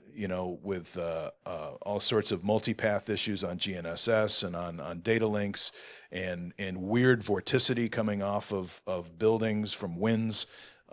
There's a lot of uncertainty there as well. So I don't know is the answer. In fact, I'll give a theoretical answer and also practical one. About 7-8 years ago, there was a professor from DLR Institute. His name is Professor Uwe. He passed away about a couple of years ago. I invited him for a VTC workshop, and he came up with some conjecture. The question is, assume that everybody has a car, flying car. Can we handle that in the airspace? That was the question. And he come up with some simulations, and then he wrote basically there is a paper I can share with you. He said, as long as the vehicles are flying on a grid, there are two cases he considered. One is point to point, anywhere to anywhere, randomly, you take a car and fly. Just go to shortest path or whatever, scenic route or whatever. That's one option. Second is we put a grid, and then just like the way we have highways on the ground. So he said, if his conclusion is, if you follow the grid, if you fly only on those grid, then you can assure that the sky is going to be accident free to the point, very least probability, small probability of accidents. So that's a theoretical thing. So it is possible. Basically, autonomous. Even at the high density of everyone having their own cars, flying cars, it is possible to have a safe skies. In practicality, for example, autonomy requires autonomous platform. So with all the capabilities, with all the sensors that is needed, like LiDAR, cameras, and whatnot. Second is autonomous airspace, meaning that the airspace management has to be very good. And the third is the supporting infrastructure on the ground. And so with all this, assuming that all the vehicles are autonomous, they can actually take care of themselves with very little communications with the ground. My guess is the possibility of, I agree with Andy that autonomous flights are going to be even quicker. The evolution of autonomous vehicles, complete autonomous vehicles or self-piloted vehicles is going to be much easier compared to self-driving cars. Yeah, so I agree that I think it's much safer to, or much easier to avoid collisions and problems in the air. For which reason on airport we have a whole separate page for making plans for rovers, right? Because there is a ditch in there that you have to take care of. There are two creeks on our field that you have to make sure you don't plan a path over and things like that, right? At the same time, I'm gonna say the consequences of a collision in the air are much more serious than on the ground. So I was late today because on 440 there was an accident. What happened in that accident, I saw there was a rear end collision, which is the most common on highways. And what they were doing, they were testing to see if the trunk still closes, right? That's kind of the consequence of that. A collision like that in the air is probably termination for both aircraft, right? So it's if you think about the expected value, is a small probability but with huge consequence, right? So there is still not something not to take lightly. I think one of the biggest differences between ground transportation and air transportation is going back to the number of sensors you have to have. Like my wife's car has more sensors in it than I've ever seen. It senses everything. And many aircraft that are doing detect and avoid solutions in the sky are also using several solutions. I've seen ground radar, air radar. You name it, I've seen it and I've tested it. And a lot of it doesn't. I think many will agree with me, doesn't work very well. But networked remote ID, for example, an aircraft using networked remote ID has telemetry coming into the network, has, all of the altitude, all of that stuff coming into the network, and that information can be used. I mean, today it's a human in the loop, like as we're testing it, but in the future, all that will be automated. So rather than having to have all these sensors and all of those things, it'll all be network based. And autonomous detect and avoid will happen through the network connections, or whatever overlayered UTM solutions from a manned to unmanned integration standpoint looks like. So I think progress will move at the speed of how fast the FAA lets it. All right. Do we have a question here? Yes. So a couple of you mentioned mesh networking. Where do you see it in its current lifespan? Is it an infant? Is it a adolescent? And where do you see some of the limitations that you have with the technology?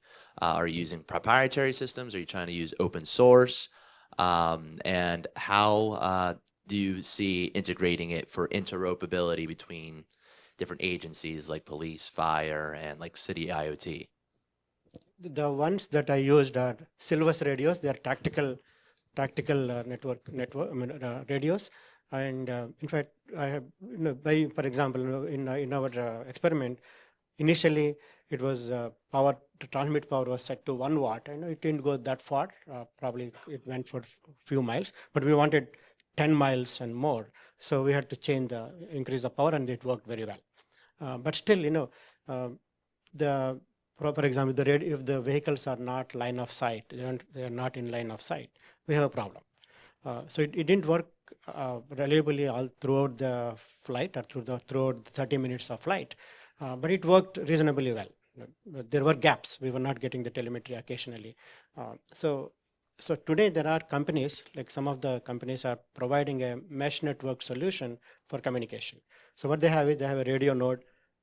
You can take it anywhere. It's like a portable box, a suitcase. You can put it anywhere along the route of the aircraft, and by having many of them. And these radios are self-configured. They form a network, like self-organized network and all that. All you need to do is assign the IP addresses to begin with. So it's a potentially a good solution, especially when you don't have cell towers in that area. Suppose you're doing some experiment in the rural area. It's a good solution. Mesh networking is a good solution. But they need to be very reliable again. There are many other vendors who are providing, like GoTenna is another one thing. But Silvus radios, and there is one more almost like as powerful, as good as Silvus. They're available. There's another. These companies actually worked with the defense before, and they came up with this. These radios are available right now. But again, in terms of reliability, we need a lot more testing. How do you handle obstacles when there are so many buildings? Even you are flying at 400 feet, or at any height, really speaking. So if there is a good line of sight, they work well. Maybe we have to come up with beamforming strategies, use MIMO and beamforming strategies or beam steering capabilities. If we have all this agility, then things are good. I think that's my experience. I think that from my perspective, I've seen it. We've tested it. It's been demonstrated. The military uses them all the time. So they work really well. I think the question for civil drones is how predictable they are and how deterministic they are. If I'm going to get a quick communication or a slow communication, are there race conditions that are going to come in, especially when I'm talking about more autonomy? Those are questions that would need to be answered. I want to hear your answer first. So I, in what I do now, don't currently use a whole lot of mesh networking solutions. In a past life, before I joined Verizon, I was actually flying the AeroVironment Vapor 55 using Silvus radios to do 10-mile beyond visual line of sight infrastructure inspections. We weren't allowed to go over 1 watt. So what we ended up having to do were leapfrog operations, where we had one pilot on one end of a 10-mile run, and then it would, because 1 watt would get us about 5 miles or so, and then and we had another pilot at the other end, and the mesh network. So as it approached the 5-mile point, it would just hand over from one Silvus radio to the other. So I have a lot of familiarity with the mesh networks. I think they're great, but again, to the point, I think it comes down to reliability across the ecosystem. So. Yeah, so I'm gonna say I'm very partial to mesh networks. I love them. They were my first, so to speak, the first network that I really had studied in detail and I wrote about, but I don't really see them beyond really isolated applications and niche applications and military. Of course, that's a great use case, but I don't see them as the standard to be used. I think it's going to be something else, probably closer to a cellular network or a cellular network. So despite the fact that I find them very interesting as a researcher, I think they're not going to be it, so to speak. Now, he brought up one very important point. You can use, well, maybe not today in like an official capacity, but we are looking at how do you take cellular coverage from an area where it exists and transport it to an area where it doesn't exist without using satellite backhaul. And mesh networks is a way to make that happen. The question then becomes, how many jumps do you have to do? How much bandwidth do you lose across the network from point to point to point to point to point to point to point? You know what I mean? And then, do you still have reliability at the endpoint? And are there other solutions that you can use that would better facilitate that? Like if you only have to make, for example, if 3 hops, for example, whether you're using beamforming across a mesh network or some other application, like the fewer hops that you have, the more data you have to transmit from one point to the other. So I think, to his point, it'll probably be very use case specific, somewhat niche, but taking it and applying it to bring LTE or 5G or whatever into areas where it doesn't exist to do UAS operations, I think is a good use case. Yeah, and now going into the research realm, I think they are very neat in the sense that with UAVs, you get to control the topology. So then, therefore, you can go and fill in links with new drones, or potentially, you can yaw, if it's a hovering drone, you can yaw and point the beam towards. So you have quite a bit of topology control built in the mobile network. So it is an interesting area, but I don't see it as the solution. Just one, since there are many students and faculty, mobility is a very fascinating topic. For example, the handover mechanism for mobility management on the ground. Same way in the satellite side also, when LEO satellites are moving, every 5 minutes another satellite is coming in. How do you manage the mobility in the space? They are very interesting problems. In a theoretical sense, mobility, if you can ignore, just think about like information theory point of view. Ignore all the practicalities just for a second. The mobility actually is very, very advantageous because it provides more connectivity. But practically, it is the opposite. Mobility causes a lot of inconvenience. It disconnects. Because of mobility, nodes disconnect and connect. That itself is a very big headache in the sense how to manage that. But on the other hand, just to imagine that there are so many drones. Every drone has a mesh radio.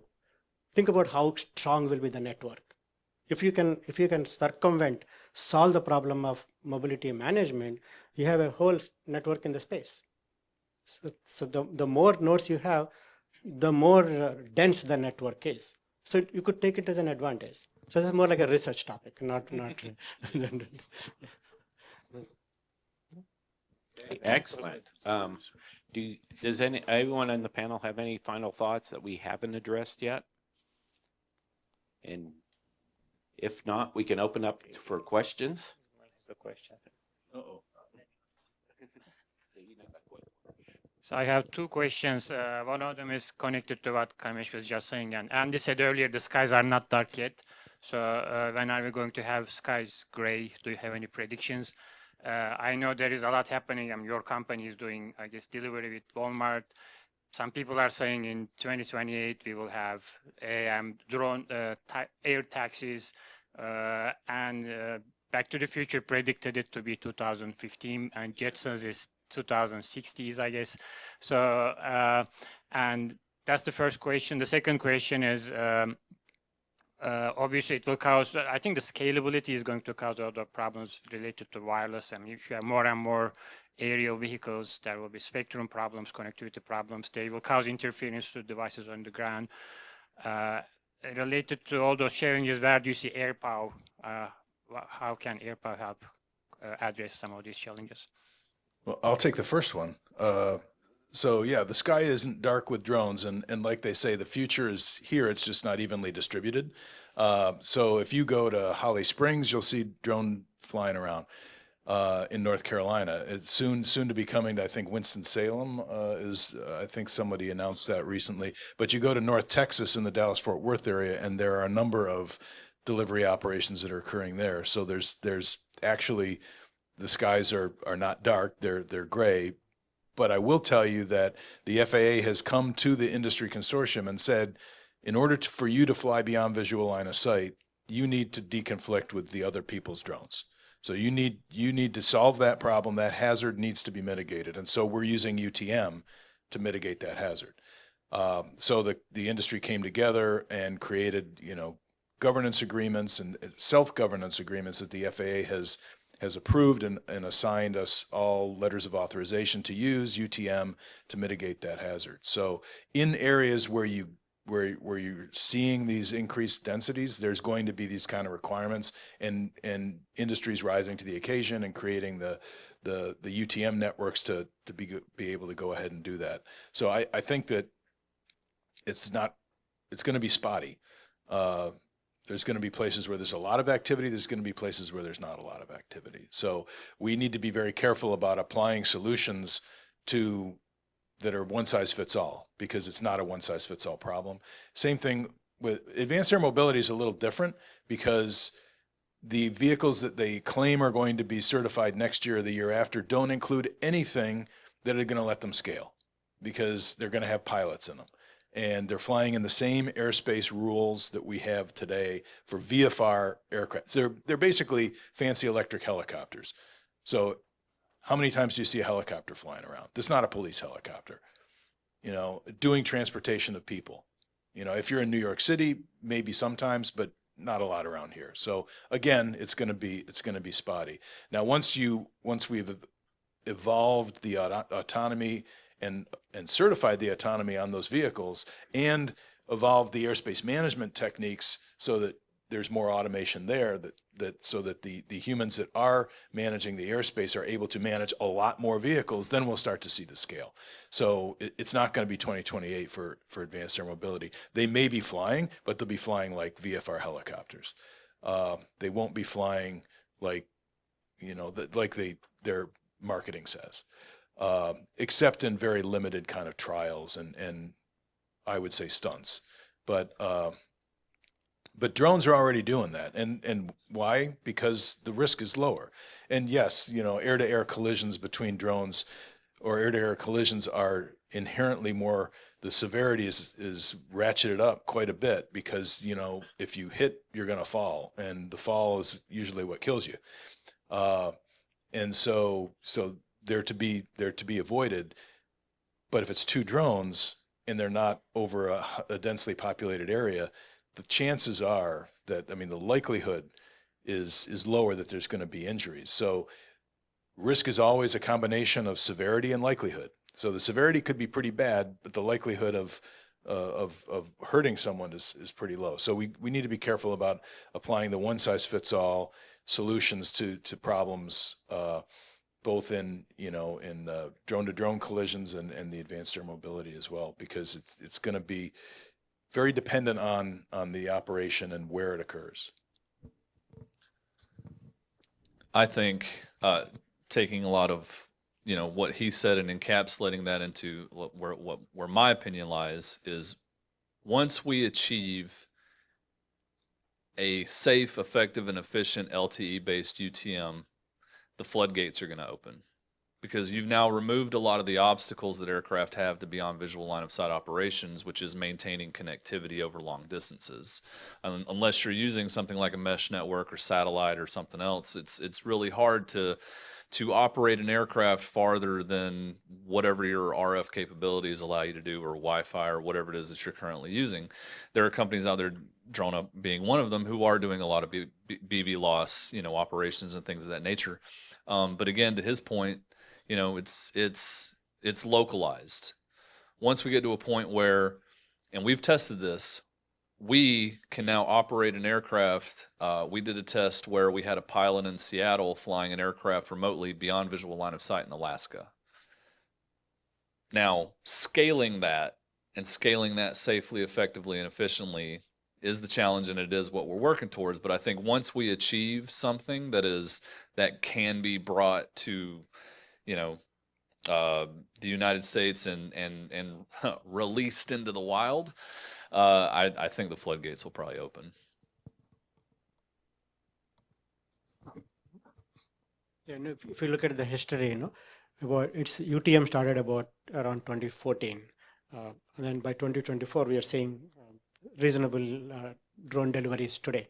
So advanced air mobility started in 2018.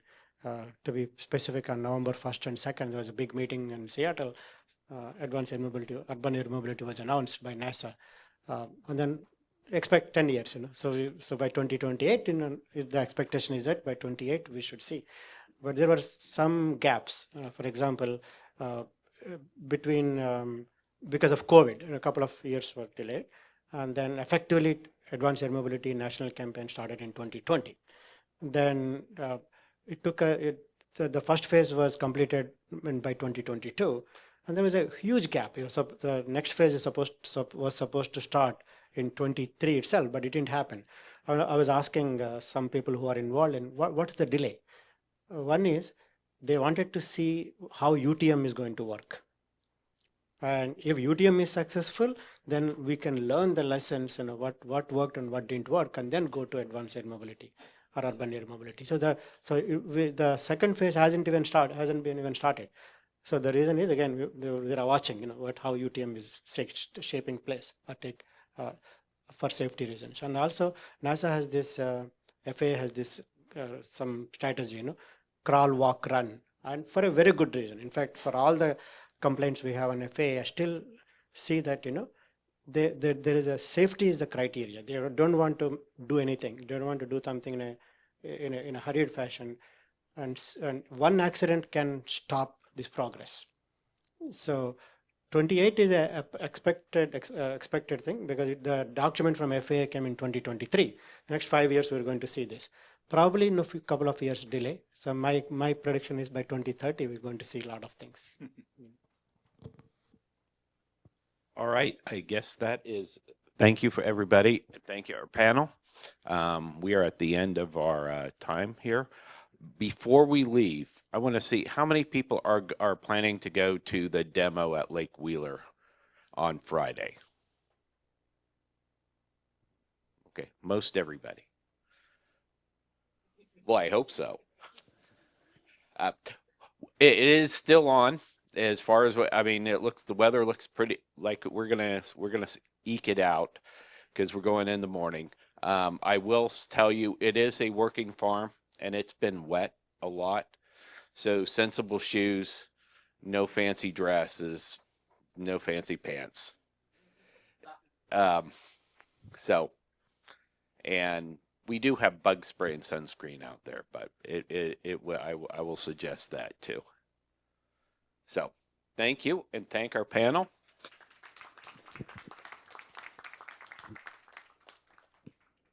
Excellent job, guys. All right, welcome back. If everyone could take their seats, we're going to start our lightning round session. My name is Brian Floyd. I'm a professor here at NC State. I work in the area of high-frequency integrated circuits, things like phased arrays and broadband transceivers, and also part of the AirPaw team. This lightning round, as I'm sure you're aware, is a chance for you to present short, concise presentations of your work and your ideas that can align to AirPaw. This QR code will take you to a voting form. And so what we're going to have is after each talk, you can vote on a scale of 1 to 3. And we're going to use that to help us in the judging of first, second, and third prize. And I believe the first prize is $200, second prize $150, third prize $100, and that'll buy you a coffee. No, and just kidding. There's a question. Oh, thank you for a clarification. 1 to 5. You have to scroll to the right. That would be unfortunate. Some of you thought 3. Okay, thank you. So that is our plan. Now these lightning talks are lightning is fast, right? And so we have to keep things going. Our plan is to be done by lunch at noon. And I think we have 18 or 19 participants, and so that's going to allow us 2 to 3 minutes per. As for the order, we're going to follow the order according to the voting, just so that we can all vote as we go. And so for you as a participant, you can see where you're going to be based on how we are in that voting. And so our first is Ma, and I really forgive me if I mispronounce, Mahfizar Rahman Khan, who's going to present on robust UAV-oriented wireless communications, ... Is Mahfizar here? Yeah, please come forward. What's that?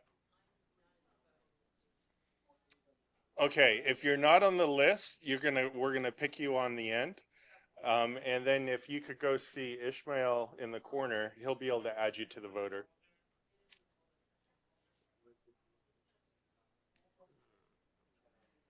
Do you remember the title of what you named your folder or your file? Sorry, this one. Another good suggestion is to keep us moving. If you see you're on deck, which means you're the next one to talk, about halfway through the talk, please move over to here and we can keep things moving. All right, take it away. Can I go? You can go. Okay. Make sure you stand up and talk close to the mic. Yeah. Hello everyone, myself Mahfizur Rahman Khan, just started my PhD in ECE Department of Florida International University. My presentation topic is robust UAV-oriented wireless communication via multi-agent deep reinforcement learning to optimize user coverage. My research goal is to enhance wireless connectivity for ground user in a particular area. There is no existing infrastructure by deploying UAVs as aerial base stations. I used decentralized multi-agent deep Q learning framework that learns the optimal UAV placement to maximize user connectivity, where each UAV acts as a independent learning agent. And the system is robust, like if any UAV is jammed or fails after reaching its optimal positions, and then they will detect the dropout of user connectivity and automatically relocate their positions to cover maximum users at that adverse scenario. So from the figure 1 is my system model. From the middle figure, you can see the little dots are the user distributions. There are 4 hotspots, 90% users are in the hotspot, and 10% users are randomly distributed throughout the area. And the optimal positions of UAVs are the circle ones. They are optimize the users. And from the third figure, we can see that UAVs, after going a optimal placement, they are covering a certain users. So after that, if any UAV is jammed or fails, then there is a sudden drop of users connectivity. After relocating their positions, they again rise the user connectivity and go a optimal user connectivity position. So now I am planning to recreate the simulation in Airpost digital twins and validate this research. Thank you.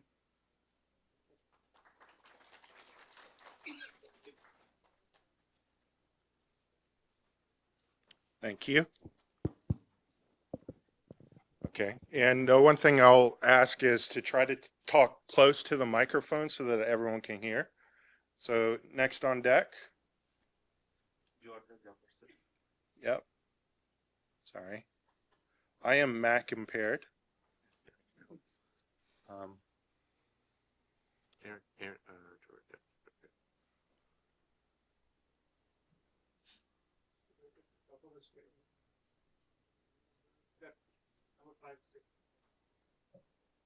This one? Yeah. Okay. So Why don't you just come and you can select it?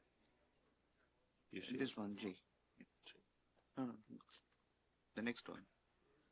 Yes. Yeah. We'll let you all. So once you come up, you'll introduce yourself. and Yeah, speak. yeah, of course. All right, good.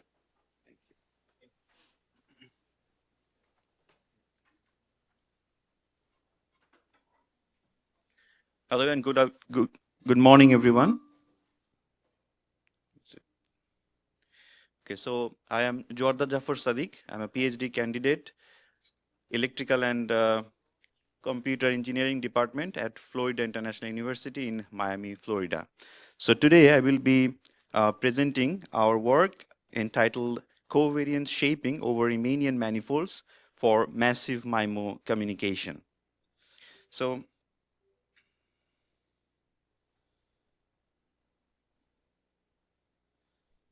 now, since we have a time restriction, so I will be focusing on main areas of our research. So,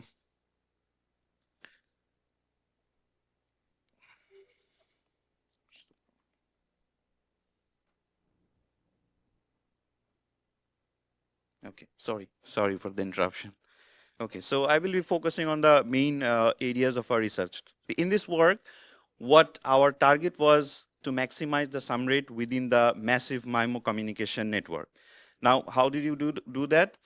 One way of doing is to introduce beamforming strategy. But we know that beamforming requires accurate channel state information, which is very difficult to achieve since we have multiple antennas at both the transmitting side and the receiving side. So we adopted a different way, that is to utilize the secondary channel statistics, which is channel covariance matrices of each of those users. As you can see on the first figure that we have a base station and 4 users. So we utilized the second order channel statistics.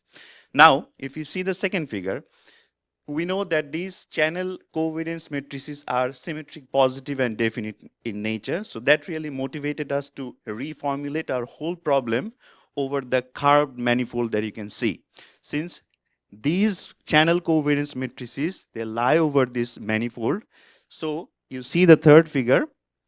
So we applied k-means clustering approach, since we know that clustering tries to find centroids which are far apart. So the idea is simple, that if we can manage to iterate over the whole process, that means that each of those iteration will provide us with centroids which are far apart. That means each user's spatial correlated matrix will be less. That means the correlation will be less. So since the correlation is getting reduced, that means the sum rate will maximize. So this was the simplest of the idea that we proposed in this paper. So in terms of integrating this whole work with the AirPo, as you see the first figure that we used base station and 4 user equipments. So it's quite easy for us to follow the AirPods portable nodes for this purpose. So if you have any further queries, I will be also there with my poster presentation, so you can see the results and everything. So I welcome you in advance. Thank you. Thank you so much. Thank you so much. I'm going to put up this QR code for any of you who are still missing it. Does anyone need it? And again, this is the QR code to the voting form. Okay. And so next, if you come up and pick your name, oops, you can pick it out of the. Awesome. Thank you. Oops. Good. Awesome.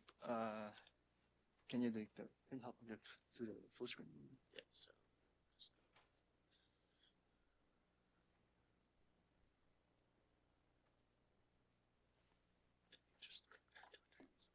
Awesome. All right. Good morning, everyone. My name is Aaron John Estrada. So I am a undergraduate student at Sonoma State University, and I'm going to present my research titled "A UAV-based automatic direction finding system for search and rescue utilizing AirPaw." So before I start, I just want to make or emphasize that all references to Civil Air Patrol procedures and missions on my presentation are for educational purposes only and do not imply any endorsements or representation by the CAP or the US Air Force. So background, a little bit of background about me is that I am a Assistant Emergency Services Officer from the Civil Air Patrol. I'm also the Air Operations Branch Director. So the Civil Air Patrol is the fifth component of the Air Force. We do emergency services and homeland security missions, but we emphasize this more on search and rescue missions involving searching for missing aircraft and individuals. The key task that we do in the Civil Air Patrol is to locate ELT, which is called Emergency Locator Transmitters. ELTs are crucial for aircraft because if an aircraft crashes on the ground, that system emits a signal on 121.5 megahertz or an N406 megahertz. It will help the ground teams such as the Coast Guard and the US Air Force to identify the location of the missing aircraft. So as a emergency service officer, as a part of the ground team, we usually use handheld radios like the Little Helper, but these are labor extensive and terrain limited. And this kind of technology is although effective, but it's so old. So the proposed solution for this one is to develop an unmanned aerial system to offer faster, safer, and more effective ELT tracking. So again, the project aims to develop a UAV-based system capable of automatically detect and localize ELT using a software-defined radio. The system will be validated using the airport test bed prior to constructing the physical prototype. So here's our overview of our ground star mission, just to have you an idea. For example, if there's a flight from Burbank to Santa Rosa Airport, Alaska 3301 is on approach to Santa Rosa Airport. However, the air traffic control lost contact with the aircraft, and consequently, the air traffic controller detects an ELT signal around this red area here on the west side. So what does the air traffic control do is that they contact the Air Force Rescue Coordination Center. Once they contacted the Air Force, then they contacted the local Civil Air Patrol Squadron, and then we deploy ground teams.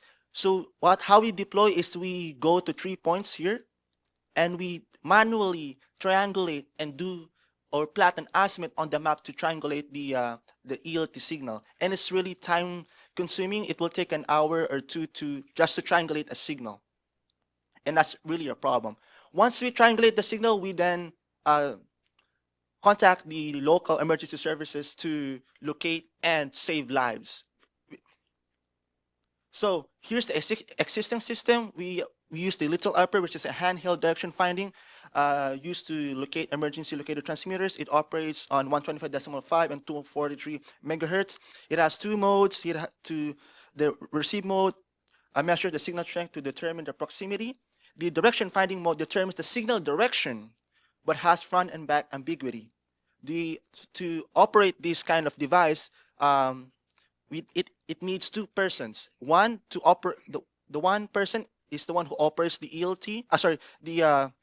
The little upper, and does a lot of manually sweep. So the person goes 360. Like if you can see me here, so I do 360 to find the signal, and then the other person is at the back of the operator trying to triangulate or do an azimuth plot on the map. And yeah, this is really time consuming, and this also has a lot of problems if there's like a signal reflections and terrain obstructions around the area. Oh. You have a poster that Yeah. Okay. So if there's additional, we'll go see you Sure. at the poster. So I'm just gonna show like this. This is quick. I'm sorry. Yeah. Awesome. Yeah. Thank you so much.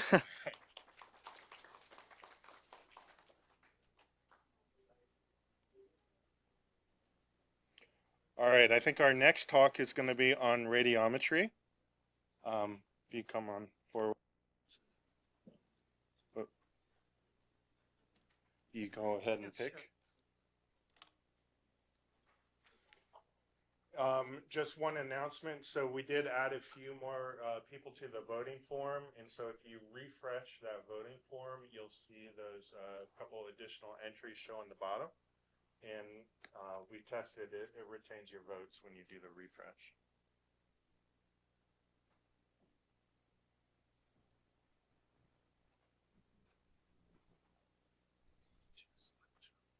And so at 3 minutes, I'm going to start coming forward.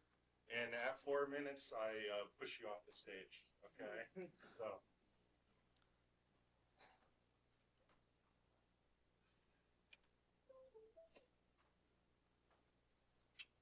Hello, okay. So hello everyone, my name is Kaisal Mahmoud. I'm a PhD student with Dr. Mehmet Kurum at the University of Georgia. So the problem I'm trying to address is the coexistence between active systems like the 5G wireless communications and the passive systems like the radiometer used in NASA satellite missions.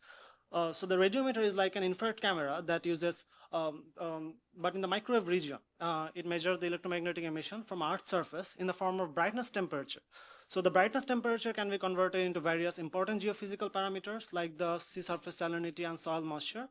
However, the radiometer is a very sensitive device, and the active technologies such as wireless communications and radars can cause radio frequency interference or RFI that can degrade their measurement performance.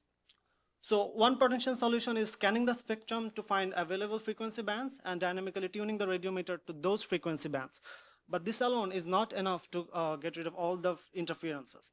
So we need to develop powerful RFI detection and mitigation algorithms, which can highly benefit from a large realistic data set covering many different scenarios.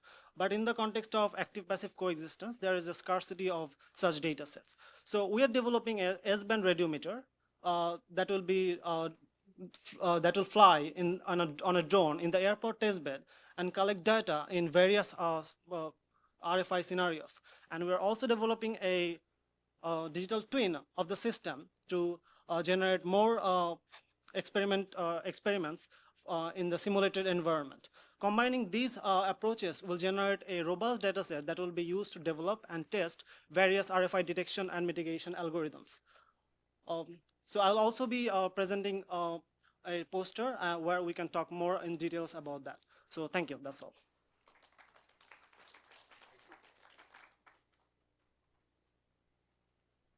All right, so our next talk is on Keywan Soltani, deterministic algorithms for time delay attack detection and multi-hop UAV.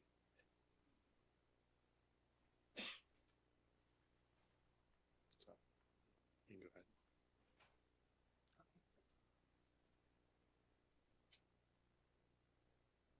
And after that, it's going to be Atif Iqbal.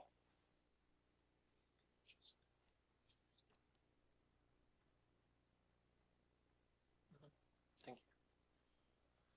So,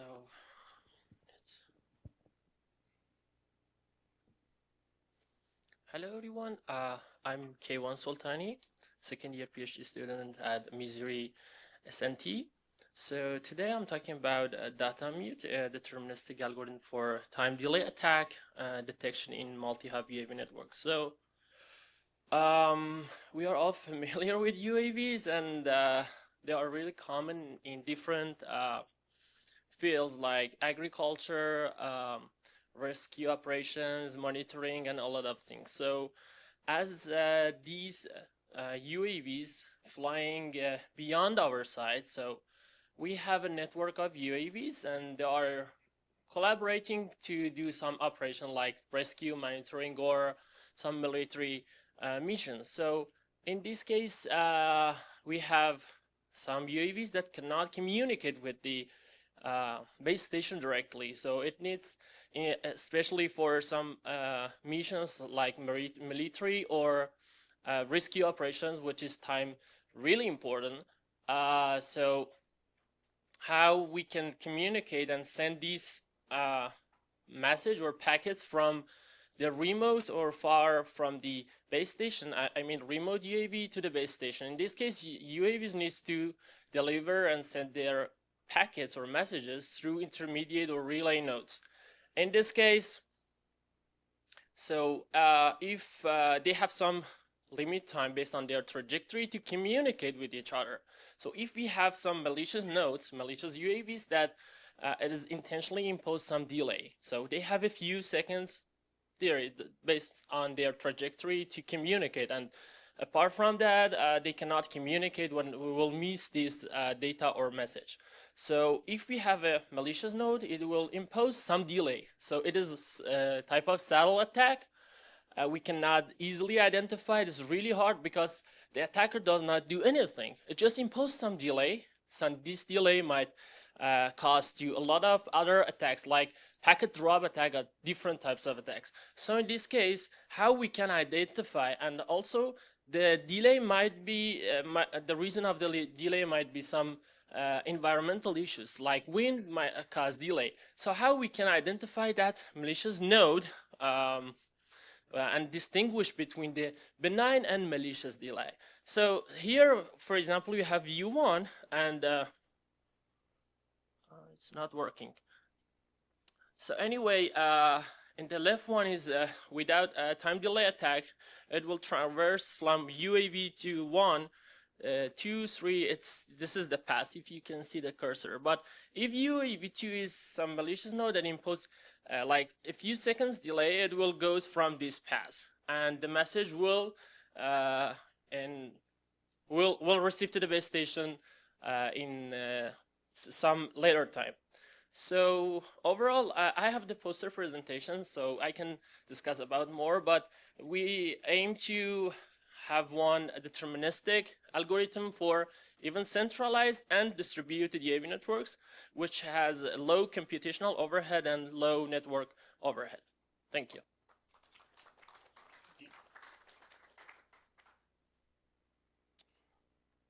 All right, so next is Atif Iqbal, who's going to talk about frequency space modulation for space communication.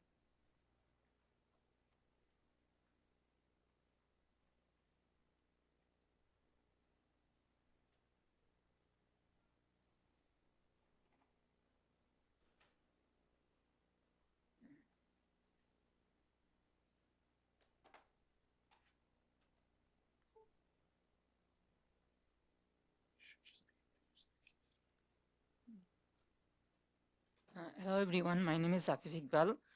My supervisor is Dr. Namuduri. I am from UN University of North Texas. So my topic is orthogonal time frequency space modulation. So orthogonal time frequency space modulation is a new modulation technique developed for high mobility applications. So currently OFDM is applied in 4G, 5G systems, and OFDM has a drawback is that in high mobility, intercarrier interference is induced in OFDM. So OTFS addresses the shortcoming of OFDM. OTFS modulates information symbol in the delayed Doppler domain. So the information symbol from the delayed Doppler domain is converted to time frequency domain by inverse symplectic fast Fourier transform and then from time frequency domain to time delay domain by inverse Fourier transform. So OTFS could be applied to drones, satellites, and IoT.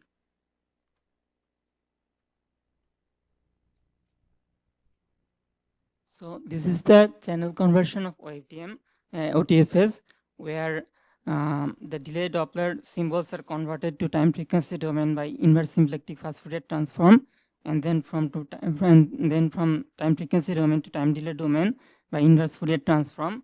Here m is the number of subcarriers and n is the number of symbols, and the delta f is the subcarrier frequency and t is the time slot duration. So this is the block diagram of OTFS modulation, where the m by n frame is converted to delay time domain, and then from delay time domain to delay Doppler domain.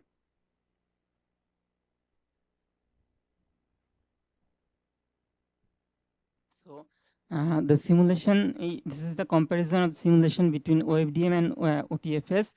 So we can see so OFDM has an error floor, and OTFS, the bit error curve of OTFS is decaying sharply.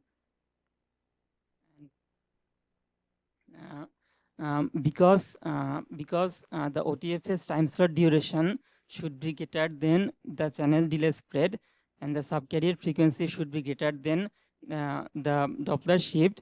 So if the subcarrier frequency is increased, then because of the orthogonality, increasing the subcarrier frequency reduces the time that can be accommodated. So it reduces the capacity of OTFS. So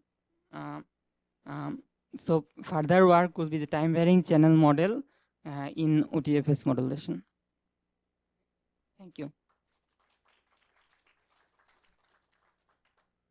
All right, thank you. Our next talk is by Nassim Sehad. Involves digital twins and generative AI.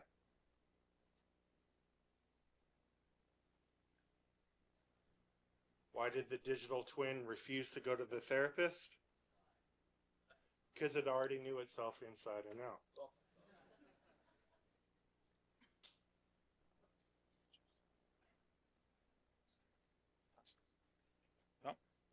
Hello, everybody. I'm Nassim Sahad from Aalto University. So this is in Finland. I come all the way from Finland to here. And I'm presenting our work on enabling reliable immersive teleoperation of UAVs through digital twin and generative AI. So as you might know, UAVs are used in many use cases. So from monitoring to, let's say in our use case, so we're using VR headsets to teleoperate those UAVs. And some use cases can be to virtual tourism, for instance. And as you might know, so there is an issue of latency and handover when you go to high altitudes. So the drones connect only to the noise beams. And streaming high quality 360 video is challenging in this case. So we built a test bed in the beginning, and it looks like this. So this is what the user sees in the field of view. And so we put like sensorial data, channel metrics, and so on, and you can control it using the VR controller. So to overcome and mitigate this issue of latency, we propose this digital twin UAV teleoperation, where you control a digital version of that drone, as you might see below. So if you have the 3D model of the world, and then there are like some temporary objects which we could add. And so basically we did some measurements within an area. And based on those latency measurements, we estimate the error distance. So you might know the error distance is the speed, so it's proportional to the speed and the latency. We take into account that error distance and try to minimize it when we take into, so if we make a command to the drone, tell it to turn left, if there is a delay, then it's going to turn left after a certain distance, plus the inertia, if there is a certain speed. And we take into account that error distance based on the measurement that we have. And So in our simulation, we also take into account the physical aspects, so like the weather forecast in real time based on data. So this is the measurement that we did on campus in our commercial and test 5G network. So as you might see in here, so the drone is flying in that small area and it connects to all of those base stations. And that's because it goes, when we go to high altitude, so there's a lot of handover. The decision algorithms that we take into account in that architecture is based on the error distance, as I mentioned, and the measurement that we have. And we showcase that we can reduce that error distance by 50%. And then since this digital twin version, as I mentioned, there are like some temporary objects we cannot have on the 3D map if we have that. So we use Gen AI actually for semantic communication in here. And so not to stream the whole video, we stream just semantics from the environment. We detect objects and generate 3D code using LLMs and render those 3D objects from the code generated from the LLM. And it looks something like that. So we have prompts. So this is the view, for instance, and we generate this. So I mean, if you have high latency, you can sometimes you cannot get video, but this is better than nothing. So you can control that drone. And our results showcase that we like our captions generated are kind of accurate compared to human descriptions and comparing to GPT-4 captioning. So that's it. We propose a digital twin framework to mitigate the latency, and Gen AI to generate 3D objects, temporary objects in the environment for the digital twin to minimize latency. That's about it. Thank you. Thank you so much. All right, our next talk is by Saujana, talking about wildfires.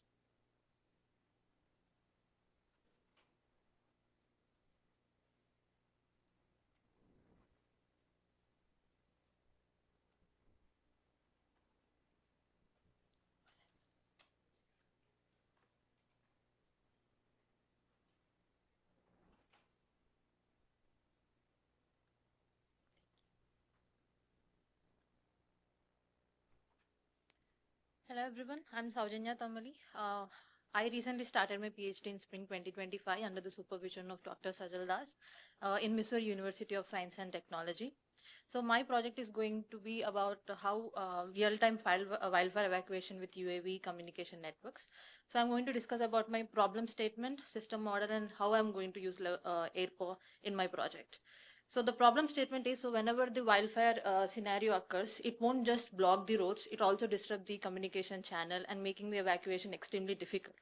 So which poses us to two main research challenges, that we need a reliable communication system to know which route is safe, which route is unsafe, so that people can choose that route, and also finding the best optimal and safest route for the people to go to a safest position.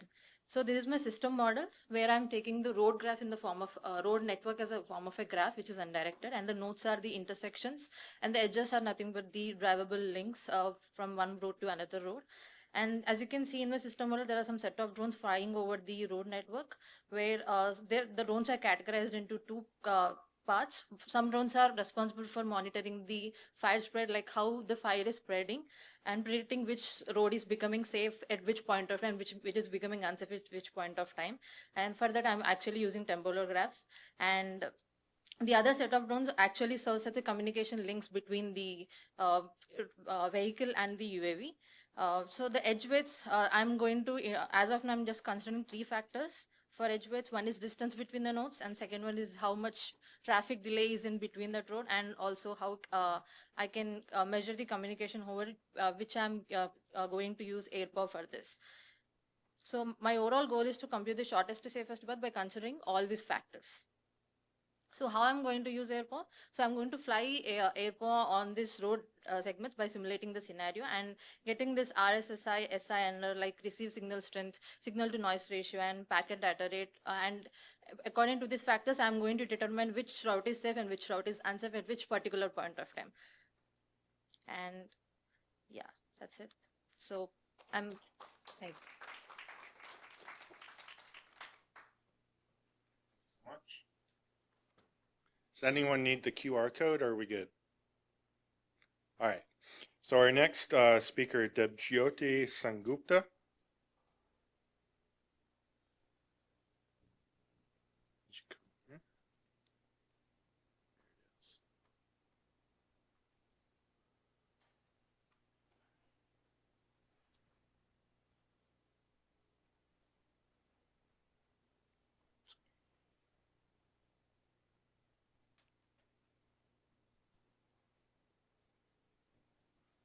Okay, good morning, everyone. I'm Debjyoti Sengupta. I'm from Missouri University of Science and Technology under the supervision of Dr. Das.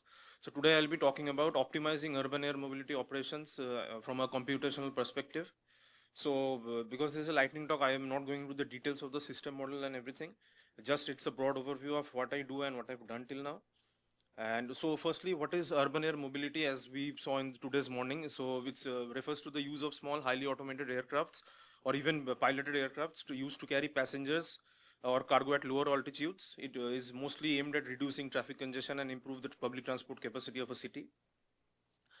Short development history, even though the concept of urban air mobility has only recently gained traction, the first concept of an autoplane or flying vehicle was introduced in 1917 by Glenn Curtis, which the picture you can see here. And then overall, we have had different like versions of autonomous aircrafts, and recently some of the major players in US are Blade and Beta, who have the Alia 250 aircraft. And also recently, 2 weeks ago, Pivotal had their demonstration in Tampa. The picture is here. And so what I have worked on is the solar energy harvesting for sustainable operation of urban air mobility. So while because whenever these vehicles are in flight, they consume a lot of energy, and being electric vehicles, it's not always plausible to have them having a longer downtime and being plugged to the grid. So it increases not just electrical load on the grid, and also it increases their downtime. So how can we ensure, and solar energy is a freely available resource, so why not harness that, because they will already be flying in the sky.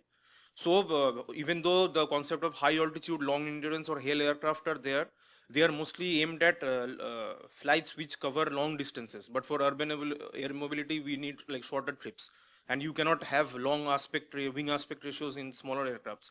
So computationally, we intend to include the solar charging capability in the flight planning itself, so that while, as you can see in the diagram here, while it's moving from its source to destination, if we divide the airspace into sectors, how do I ensure that I'm meeting the deadline of reaching my destination while moving it through a path so that the maximum solar cover is encountered, which in turn will charge the vehicle. So for that, in my work, I have used referred the global horizontal irradiance from the NSRDB dataset, which is a dataset maintained by the National Renewable Energy Laboratory. So you can see it basically maps the solar radiance in terms of GHI over the entire United States. For a short case study, after getting the results, we employed it over Alia 250, and given its dimensions, whatever was available on the net, we saw that even considering a small sample case of 20 vehicles, each covering 10 trips per day, it can lead to like harnessing 9 kilowatts of free energy per day. So if it's like scaled, we can harness a lot of energy which is otherwise going to waste. Details will be in my poster tomorrow. And currently, I've recently started looking into using UAM for organ transport, which is important because while only 19% of the US population lives in rural areas, more than 50% of fatal crashes occur there. So if we have a proper resource allocation strategy, we can optimize the routes so that organ transport or even patients who are in like emergency situations can be transported to hospitals. And we are talking about co-scheduling multiple aircraft so that the routes are optimized while ensuring that lives can be saved. And these are my references. Thank you.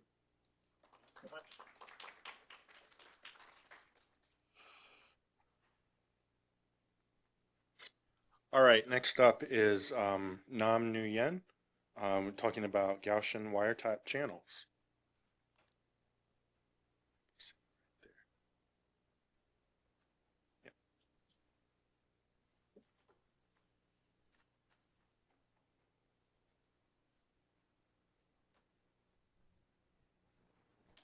Hi everyone, I'm Nam Nguyen. I'm third year PhD student from Oregon State University. So right now I'm working on wireless communication and lossy compression. So today I would like to talking about my research work about the on-symbol air property by beamforming from my mobile Gaussian right-half channel. So let's talk a little bit about my Gaussian right-half channel. We have a scenario where here we have a transmitter, we call ANIS, try to transmit the secret information to the receiver, native message receiver, we call both. At the same time, we have an interpreter try to intercept some secret information between transmitter and receiver. So we call that the Gaussian right-half channel. So our solution is that we use the beamforming at the transmitter to try to steer the signal to the receiver instead of interpreter. So we have a mathematical model of the receive signal YB and YE like this. SB and SE the channel state information. W is the beamforming matrix. We try to optimize add the information vector. So we have a two case about the binary signal detection. So we just have a two signal S0 and S1. We can find the symbol air property in either expression 1B, and the second case either we transmit multiple symbol. So we have a MSI. So we only can define the symbol air property in expression 2B. So the problem here is that we try to minimize the symbol air property at both. Is an objective function, and we have two constraints. Make sure that symbol air property at if is greater than threshold D, and 3C is a power constraint. Our contribution is that we propose the algorithm to solve this optimization problem. So you guys can see that the numerical results, the performance of both is much better than the performance of interpreter. The blue curve is better than the red curve. So because the beamforming matrix try to optimize to beam the signal to the bulb instead of to it. So the same idea, but for the multiple transmitted signal, we also minimize the symbol air property at bulb and maximize the symbol air property at the interpreter. So we also have a numerical result. For this case, I tried. We see that the performance at the legitimate receiver, the blue curve is much better than the performance of interpreter. Just demonstrate that the beamforming approach work. So we can talk more about the potential experiment during my poster session. Thank you so much for listening.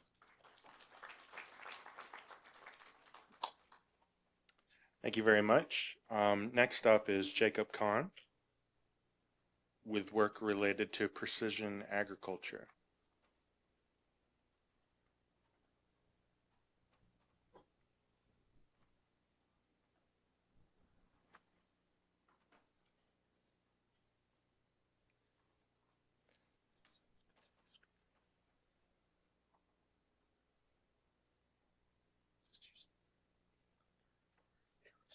Okay.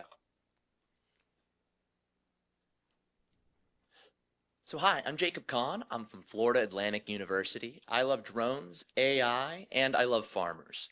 Now, with all these development, and I'm working right now with the Navajo Technical Institute to build sustainable farms for traditional farmers. So what's important to me as we develop these new technologies and optimize different paths is to relook at the playing field and to see how we can use combinations of technology that are digestible for your average day farmers so they don't just remain in the lab. So as I'm starting my master's and I'm developing two concepts and testing this and leveraging AirPal to be able to operate these drones safely. The first is using new emerging AI generative technology from visual AIs to LLMs. So one of the applications I want to use AirPal for is to operate drones at low altitudes while collecting visual data while accounting for sensors on the mesh network using their GPS. And what that will do is create logs of visual data throughout your garden or farm, and that will store into an LLM where you could have visual records. And instead of a farmer learning how to operate a whole dashboard or teams of that, they could utilize the LLM and the visual records to pull up the data they want and the graphs and data they require. That way they can stay relatively low tech, they can focus more on controlling the drone. And then the second solution I have is when I was doing some experiments with my test bed scaling, is some of these sensors are complicated to set up, or that when you have to do reconfiguration, you have to go back into the manual. And on farm settings, there's a lot of farm hand workers that don't have this technical ability. So I looked at some of the technology like Bluetooth. Well, even though Bluetooth can't go as far, maybe we can use drone swarming technology in a geofenced area with the Bluetooth sensor's RSSI score to collect data on the farm that could easily be scalable. Because Bluetooth technology currently is more scalable than LoRa technology in terms of cost to produce. Still low power requirements. And if we're using drones to pick up these signals, we can use the RSSI score to lock in on their exact locations. This will allow farmers and farm hand workers to be able to move sensors without a ton of reconfiguration, because we can utilize the GPS and the RSSI score from the sensor, the GPS on the drone, to hone in on where that sensor actually is. So in large-scale farming, you can then deploy massive amounts of sensors and be able to find out, okay, where they are and be able to visualize them on a GIS map without high technical ability. So feel free to come talk to me throughout the workshop. I'd love to hear your ideas on developing it and making it digestible for farmers, and thank you.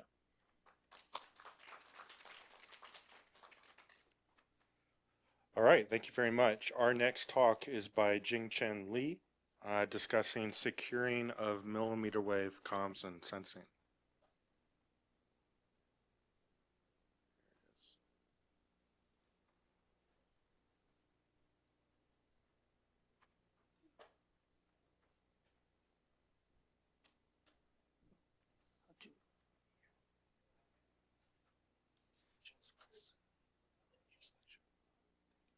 All right. Hello, everyone. My name is Jingchen Li, and I'm a PhD student at the University of Arizona. And my research is about the securing the millimeter wave communication and sensing at the physical layer, and specifically on three main topics. One is securing beam management for millimeter wave communication, and also securing the cyber physical identity binding for next-gen cyber physical systems, mainly about the access control. And the third one is securing the integrated communication and sensing, basically about the OFDM waveform for radar, and those are part of my publications. But I will not go through all of them. I mainly want to share my experience on our previous work. So my previous experiment mainly based on USRPs, and for the millimeter wave experiment, we use up-down converters to convert the signal to millimeter wave band, and we use the B-box, it's a phased array antenna, to generate directional beams. And here are some examples of our experiment. Like for the beam management experiment, we place the transmitter and receiver in our lab environment, and of course they have the directional beams, and those beams can be electrically steered, and so that they can sweep the whole plan and land shiny beam alignment protocol. And we have adversary in the environment to attack the beam alignment protocol. And also for the ISAC experiment, the same thing. We have transmitter receiver, and also we have an adversary trying to add spoofed target to the environment, and also or eliminate existing target from the environment. Also for the platooning experiment, we drive vehicles on the road and they receive signal from the nearby LTE tower, and we use the received signal to verify whether those vehicles are in close proximity. And by using AirPol, we're hoping basically first extend our work in a large scale. Like for example, in the platooning experiment, we hope we can extend that's 2 nodes experiment to a multiple node, 4 node, 5 nodes, whatever. And also for the ASAC experiment, we hope we can move the indoor experiment to the outdoor, and also extend the monostatic scenario to a collaborative ASAC. And also maybe the fingerprint techniques, like identify the different transmitters or differentiate different transmitters. All right, that's all. Thank you.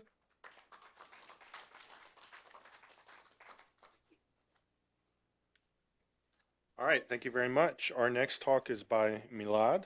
He's going to talk about 6G massive MIMO.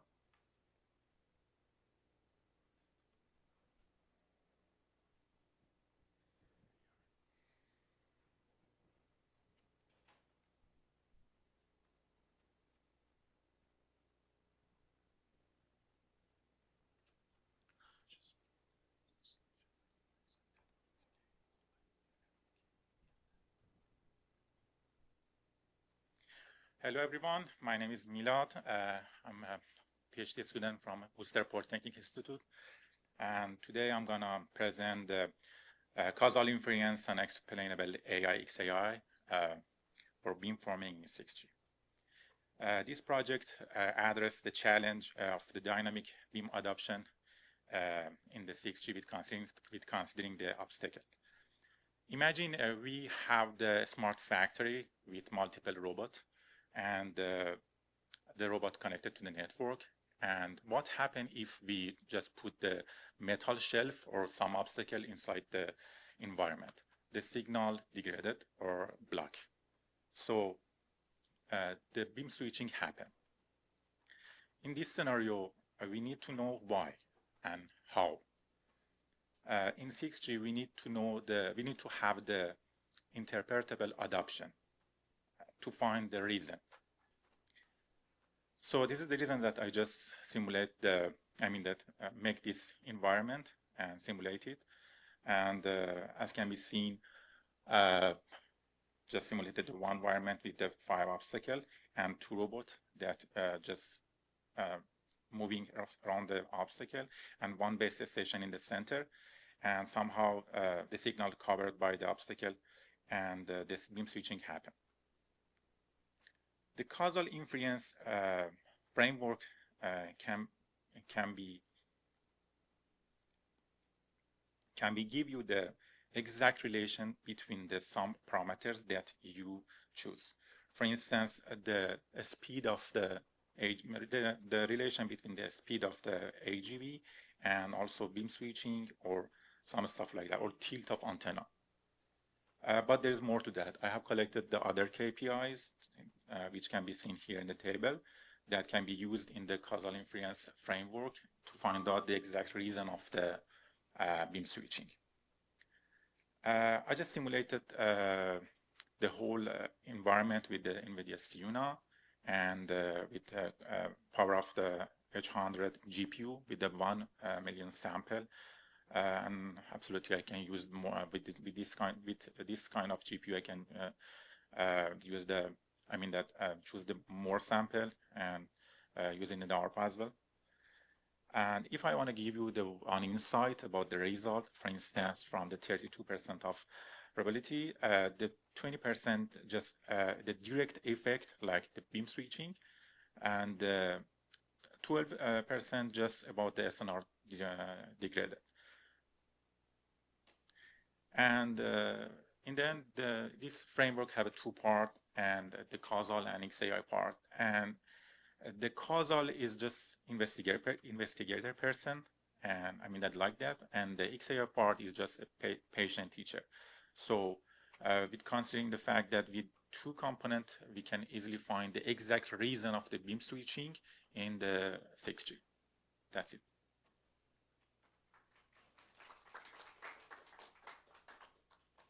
Thank you. Next up, we have Yufei Zhen, who's going to talk about trajectory planning.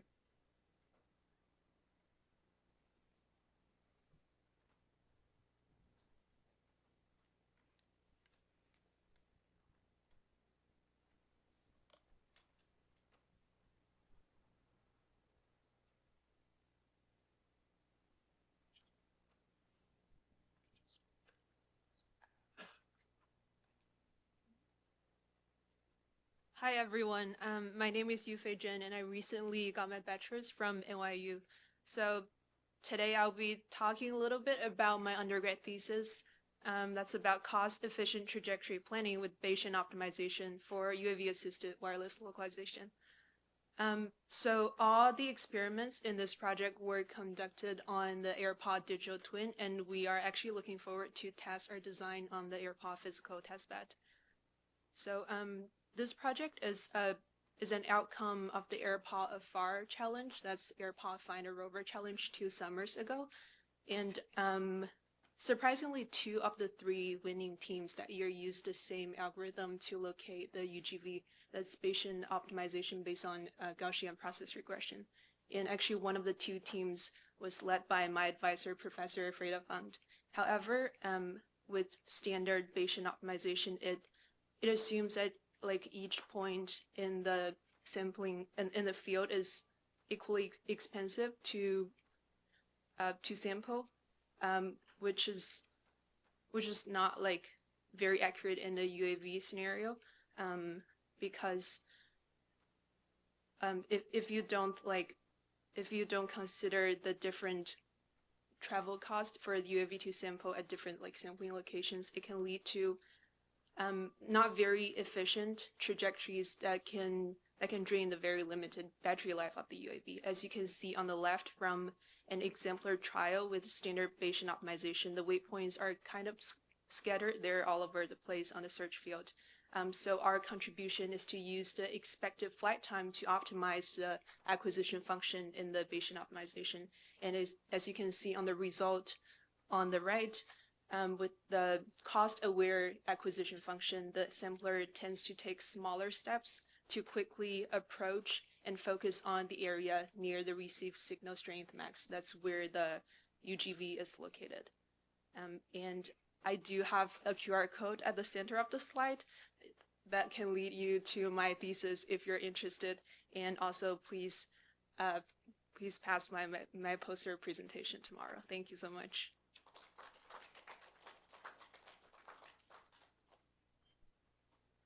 Thank you so much. So I have an optimization joke, but it didn't converge. Next up is Saba to talk about localization and beam selection.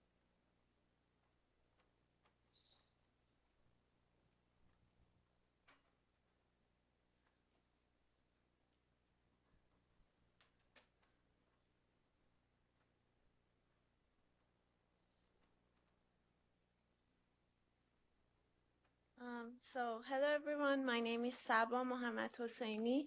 I'm a PhD student in electrical engineering at the University of Central Florida. So my work has always been interdisciplinary until this past few years that I focused on communication systems and using machine learning algorithms to basically optimize some problems in these systems. My idea to use AirPod for is basically dual task learning for localization and beam selection via probabilistic inference using CSI. So the motivation is that we need the millimeter wave systems rely on directional beams for high speed links.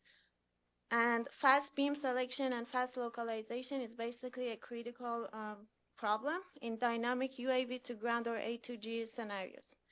And I'm hoping that AirPod testbed will allow me to collect CSI plus GPS data from drones in motion and also in occlusion.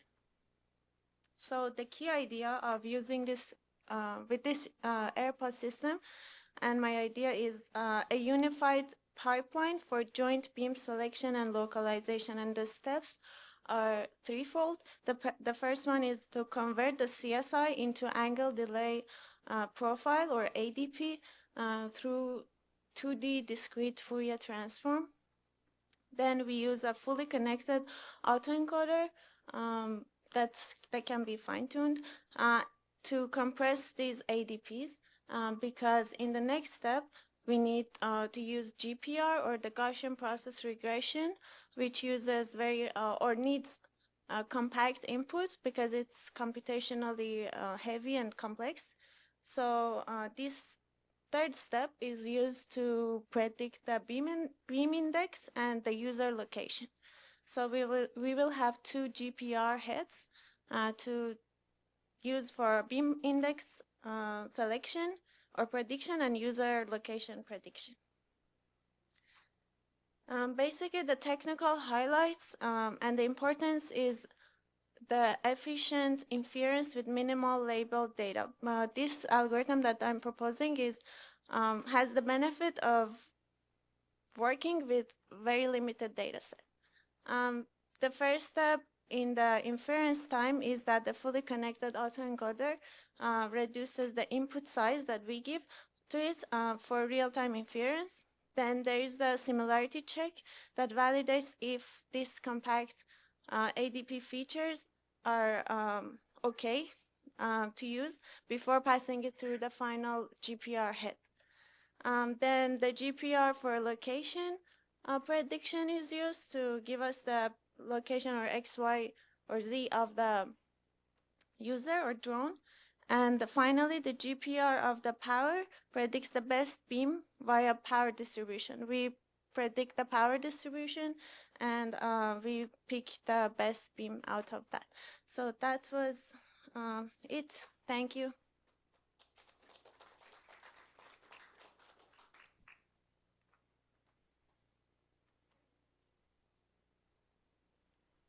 Okay, our next talk is by Amir Hossein Safari.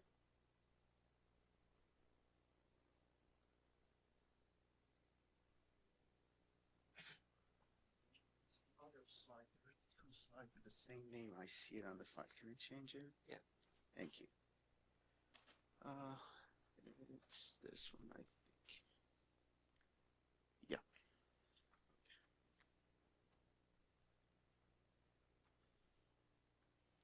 Hello, everyone. My name is Amir Hossein Safari. I'm a third-year PhD student at the University of Central Florida. My research is mostly in machine learning. So in the past few years, I have a look on communication applications. But I want to talk about this issue that when we try to do optimization, we gave up everything to the machine to make us make decisions for us. So I proposed using preference optimization to include human decisions and human preferences when you try to train a model. For example, in my previous research, I used this preference optimization for on-learning application, which wipes out the trace of a data completely from your pre-trained model, and it just gives you a flexibility to add or remove selective info from your models. My idea regarding applications of preference optimization in A2G and drone communication is that by actually integrating multiple sensory data such as GPS, camera, LiDAR, and radar, we can improve beam prediction, especially in the A2G applications between the drones and base stations. By integrating meaningful environment-aware information into our beam prediction, into our communication system. So the problem that I see is that the drones are moving and they are changing environments, and training these new models frequently become computationally expensive and almost hard. So we can use preference optimization to gather new information in every new zone and environment, and then integrate this new information into our models to update them to have peak optimization and peak performance in so many different applications, including beam prediction and even drone navigations. So I hope that we could talk it more on the poster session if you're interested. Thank you.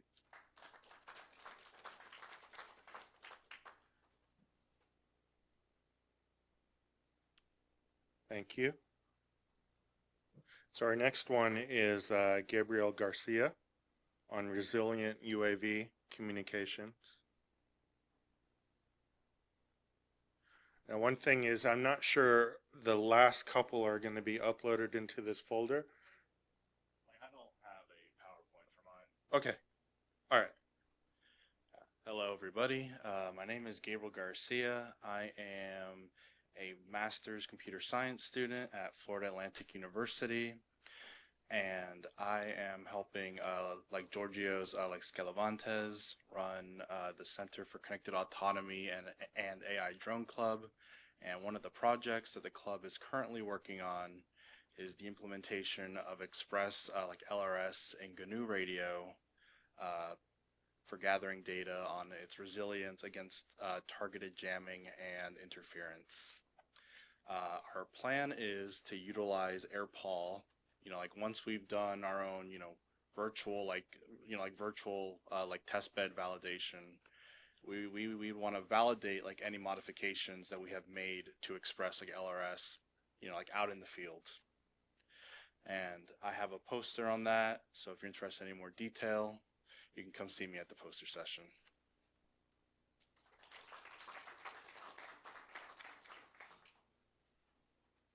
Thank you, Gabriel.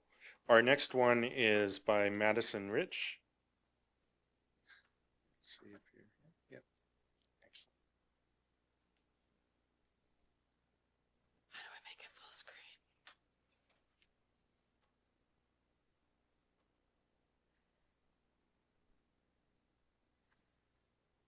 Cool. Alrighty, hi everyone, my name is Madison Rich. I am a second-year PhD student from the University of Colorado Boulder, and all of my background and expertise is in fixed-wing fieldwork deployments. The photo on the left here is a screenshot from the brand new Twisters movie, with the Raven flying into these storms. And on the right is a photo of myself holding the aircraft that was actually featured in the movie. The work that we are doing is incredibly influential, incredibly powerful, and it was really exciting to have our drone featured in the Twisters movie, just as a tribute to the potential with this field. So the Raven is a custom-built aircraft. It is primarily a foam aircraft with a 7-foot wingspan. Can fly from anywhere from 2 to 3 hours depending on the weather conditions and how fast you're trying to fly. We have all sorts of sensor modifications and capabilities, and this aircraft has a max speed of about 80 miles an hour. We're currently working to put a software-defined radio on board this aircraft to do animal tracking, so detecting and tracking elk with collars and things of that nature. Alrighty. The primary work that we're known for is our tornado chasing, our storm chasing. We have 2 projects that fall within this category, supercell characterization and then hail swath. So right now, the average warning response time on a tornado is only about 15 minutes long, and tornadoes are one of the most common causes of death in the US that are weather related.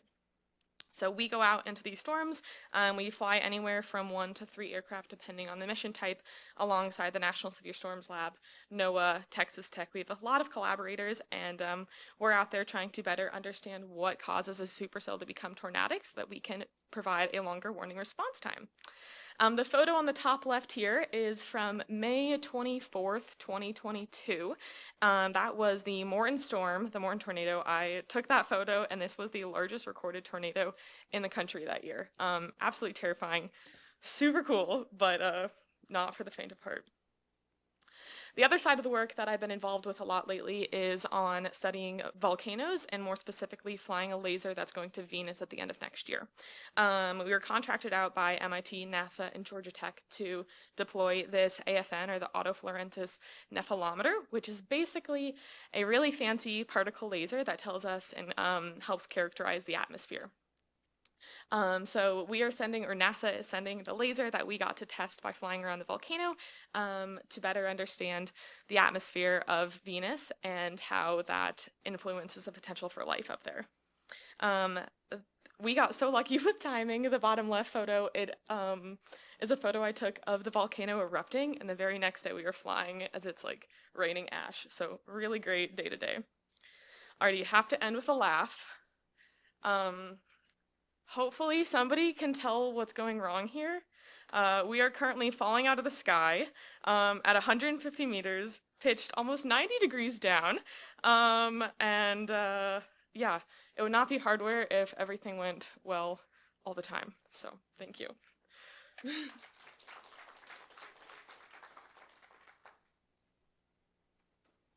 All right, next up is Rebecca Crystal on millimeter wave based drone interaction.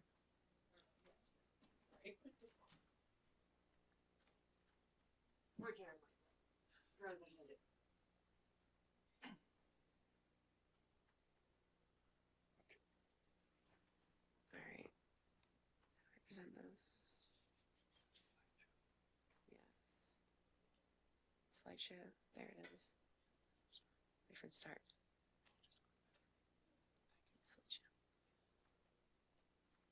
All right. My name is Rebecca Crystal. I am a electrical engineering student at Florida Atlantic University. Quick show of hands. Sorry. Who here likes theme parks? So a lot of you. So like modern day theme parks have been more and more including a lot of modern technology in their design. So themed environments, animatronics, you name it. The new Epic Universe theme park actually includes not one, not two, but 3 separate Boston Dynamics robots in their How to Train Your Dragon area, which is Berg. What you see in the top center is actually one of those 3 animatronics. That is a giant animatronic toothless life-size version as part of the Toothless and Hiccup meet and greet at Epic Universe, which I unfortunately was not able to meet Toothless when I went to Epic myself, but it's still just amazing to see. Another example is in the top left where you see a dragon drone. So it is quite literally a drone dressed up as a dragon with flapping wings flying over the park. And there are going to be a bunch of these as operations kind of ramp up more and more at Epic Universe. And so you see a lot of this advanced technology, and Disney, Universal, and other theme parks have all expressed interest in this. And this is a great opportunity to kind of broaden the scope of research in drone technology.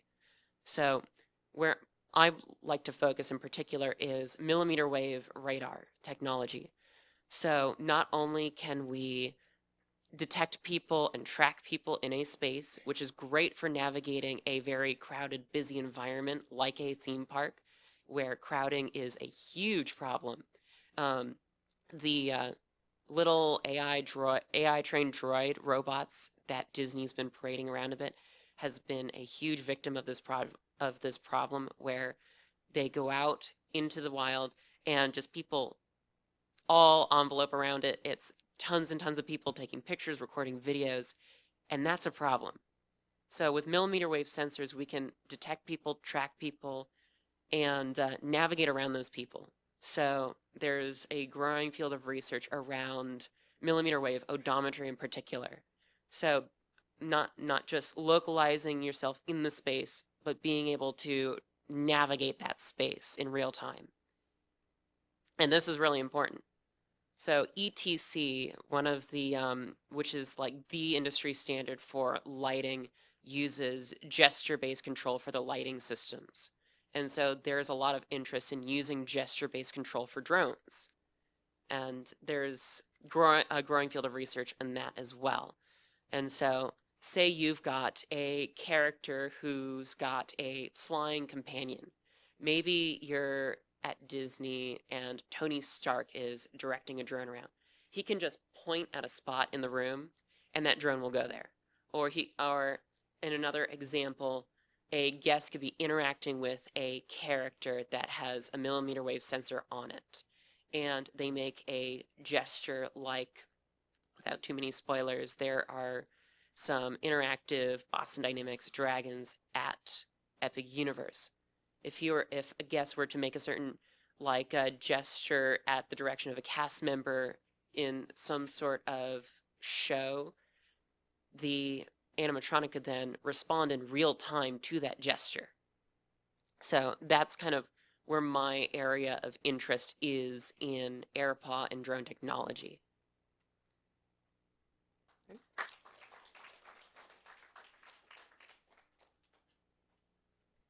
Thank you.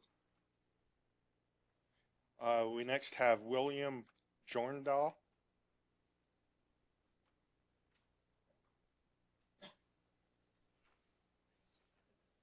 not seeing that one here. So.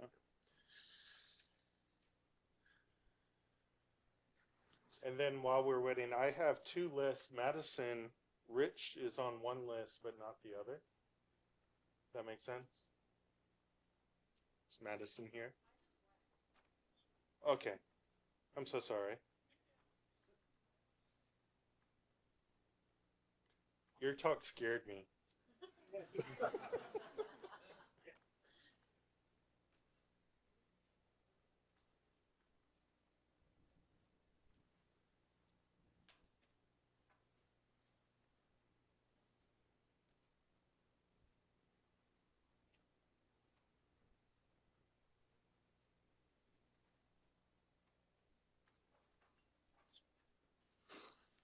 All right. Hey guys, my name is William Bjorndal. I'm a member of the Autonomous Drone Teaming Lab at SMU. And today I'll be talking about using blockchain-based tokens for autonomous spectrum management. So about 2 weeks ago, we presented this work about using NFTs and FTs for spectrum management. And we presented this work at IEEE DICE-band, Dynamic Spectrum Allocation Network. And this talk will be discussing the extension of this work for drone allocations of spectrum. So, let's see. If we take the spectrum space, we could divide it into NFTs. So NFTs are kind of like artwork where, for example, the Mona Lisa, there's one Mona Lisa. So this is like your unique spectrum band that the FCC in the US will sell to kind of these big companies for billions of dollars. And then this NFT could be a long-term hold of your right to use this frequency band. And then what these companies that own the spectrum can do is they could sublease this band through a fungible token. So this is more for short-term spectrum leases. And in this case, for drone connectivity during missions, they would be using the fungible token. And kind of as we look about this, what our marketplace does, it kind of does all the calculations to make sure there's not any interference in the airspace or with any spectrum in the area. And then it is able to map the spectrum needed versus what is currently out there. So this is kind of the depiction of our system, but for drone networks. And then how this is executed is through a smart contract. And a smart contract, in a short description, is kind of like a programming script, but it is autonomously executed when the conditions are met. So that means for drone tasks like delivery, maybe a higher priority task will be for organ transportation, and then you could set a higher priority for that compared to like a delivery for package. So in the smart contract, we could embed logic like priority or the trajectory of the flight into the actual contract, so that way the mapping in our system can work out. Now, how will AirPod help us? Well, there's a couple ways they help us. The first is through their available measurement sets. And for example, I have on this subfigure a machine learning model on the propagation prediction for the Lake Wheeler area. And then on the right, I'm thinking about how can we kind of test our blockchain-based technologies in the field. Well, we'd have to do the blockchain part kind of locally, but we could run the wireless experiments through AirPod, and then I hope to learn this week how to better use AirPod and set up a good experiment to test our results. But we plan on using the digital development twin for this, and then potentially the real world testbed. So in conclusion, some challenges that we will face are kind of adapting these tokens for a 3D airspace and for command and control links. But I'm happy to discuss more at our poster. And yeah, thank you. Thank you so much. I believe that was our last talk. Is there anyone here who had wanted to go? Okay.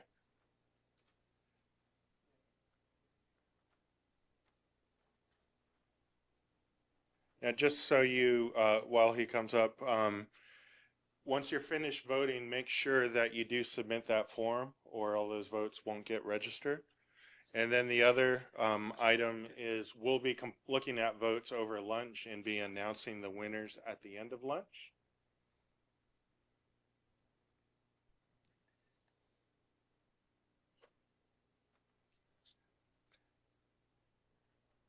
So this is Manish, who'll be talking about quantum cryptography on next gen. Okay, hello. My name is Manish Podel. I'm doing PhD in computer science at Florida International University.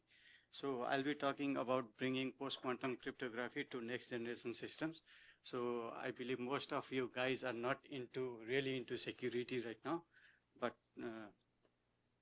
I want to be precise. So as we know, quantum threats are imminent.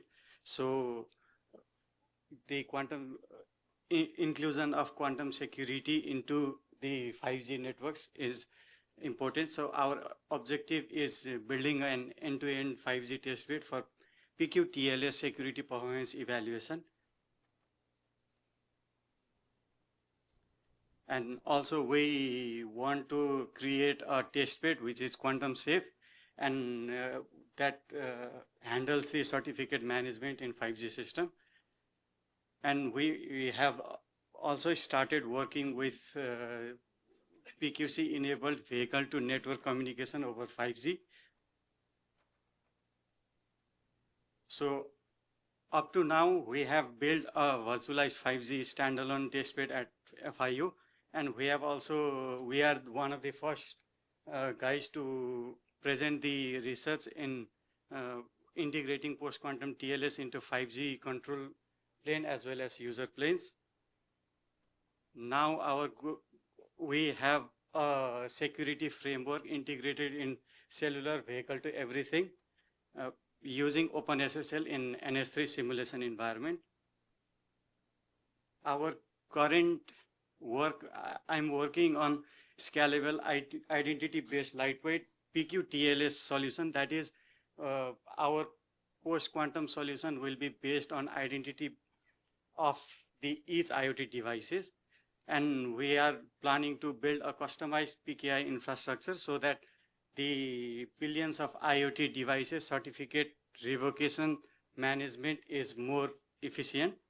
And finally, we plan to develop a PQ authentication in cellular vehicle to everything, especially vehicle to network, focusing on vehicle to network where the vehicle authentication passes through the 5G core to a V2X server. So finally, the possible collaboration with AirPA include testing our current TLS-based 5G testbed with the real infrastructures they have and develop drone to ground that communication via cellular vehicle to everything, and also collaborate with AirPA in integrating what we have developed the 5G core into their infrastructure. Thank you. All right, thank you, everyone. I enjoyed that.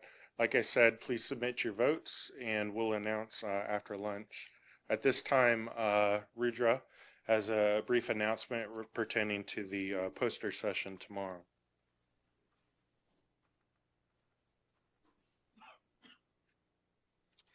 Thanks, Brian. Thanks to all the presenters. This is exciting, humbling. We are glad you're at AirPA. And we look forward similarly to the posters tomorrow. And we want there to be posters. So just wanted to make sure. So we had till deadline only a few posters submitted for printing in the spreadsheet. But since then, there have been more on the spreadsheet. But just so you're aware, if you didn't fill out your name in the spreadsheet by the deadline, it's not getting printed, which we assume that means you brought a printed poster with you. So if you are doubtful, please check. You can check downstairs where they're printing the posters. Some of you have already gone and done that, especially ones who had issues. So thank you for that thing. But we don't want to discover that some poster didn't get printed either by you or here at the poster session. We want to find that out early ahead of time, and we're looking forward. So that's the brief announcement, if you will. I wanted to check there is no more lightning talks. Some of you were thinking you might come right up and talk. That would be fine. Just all right. Thank you. All right.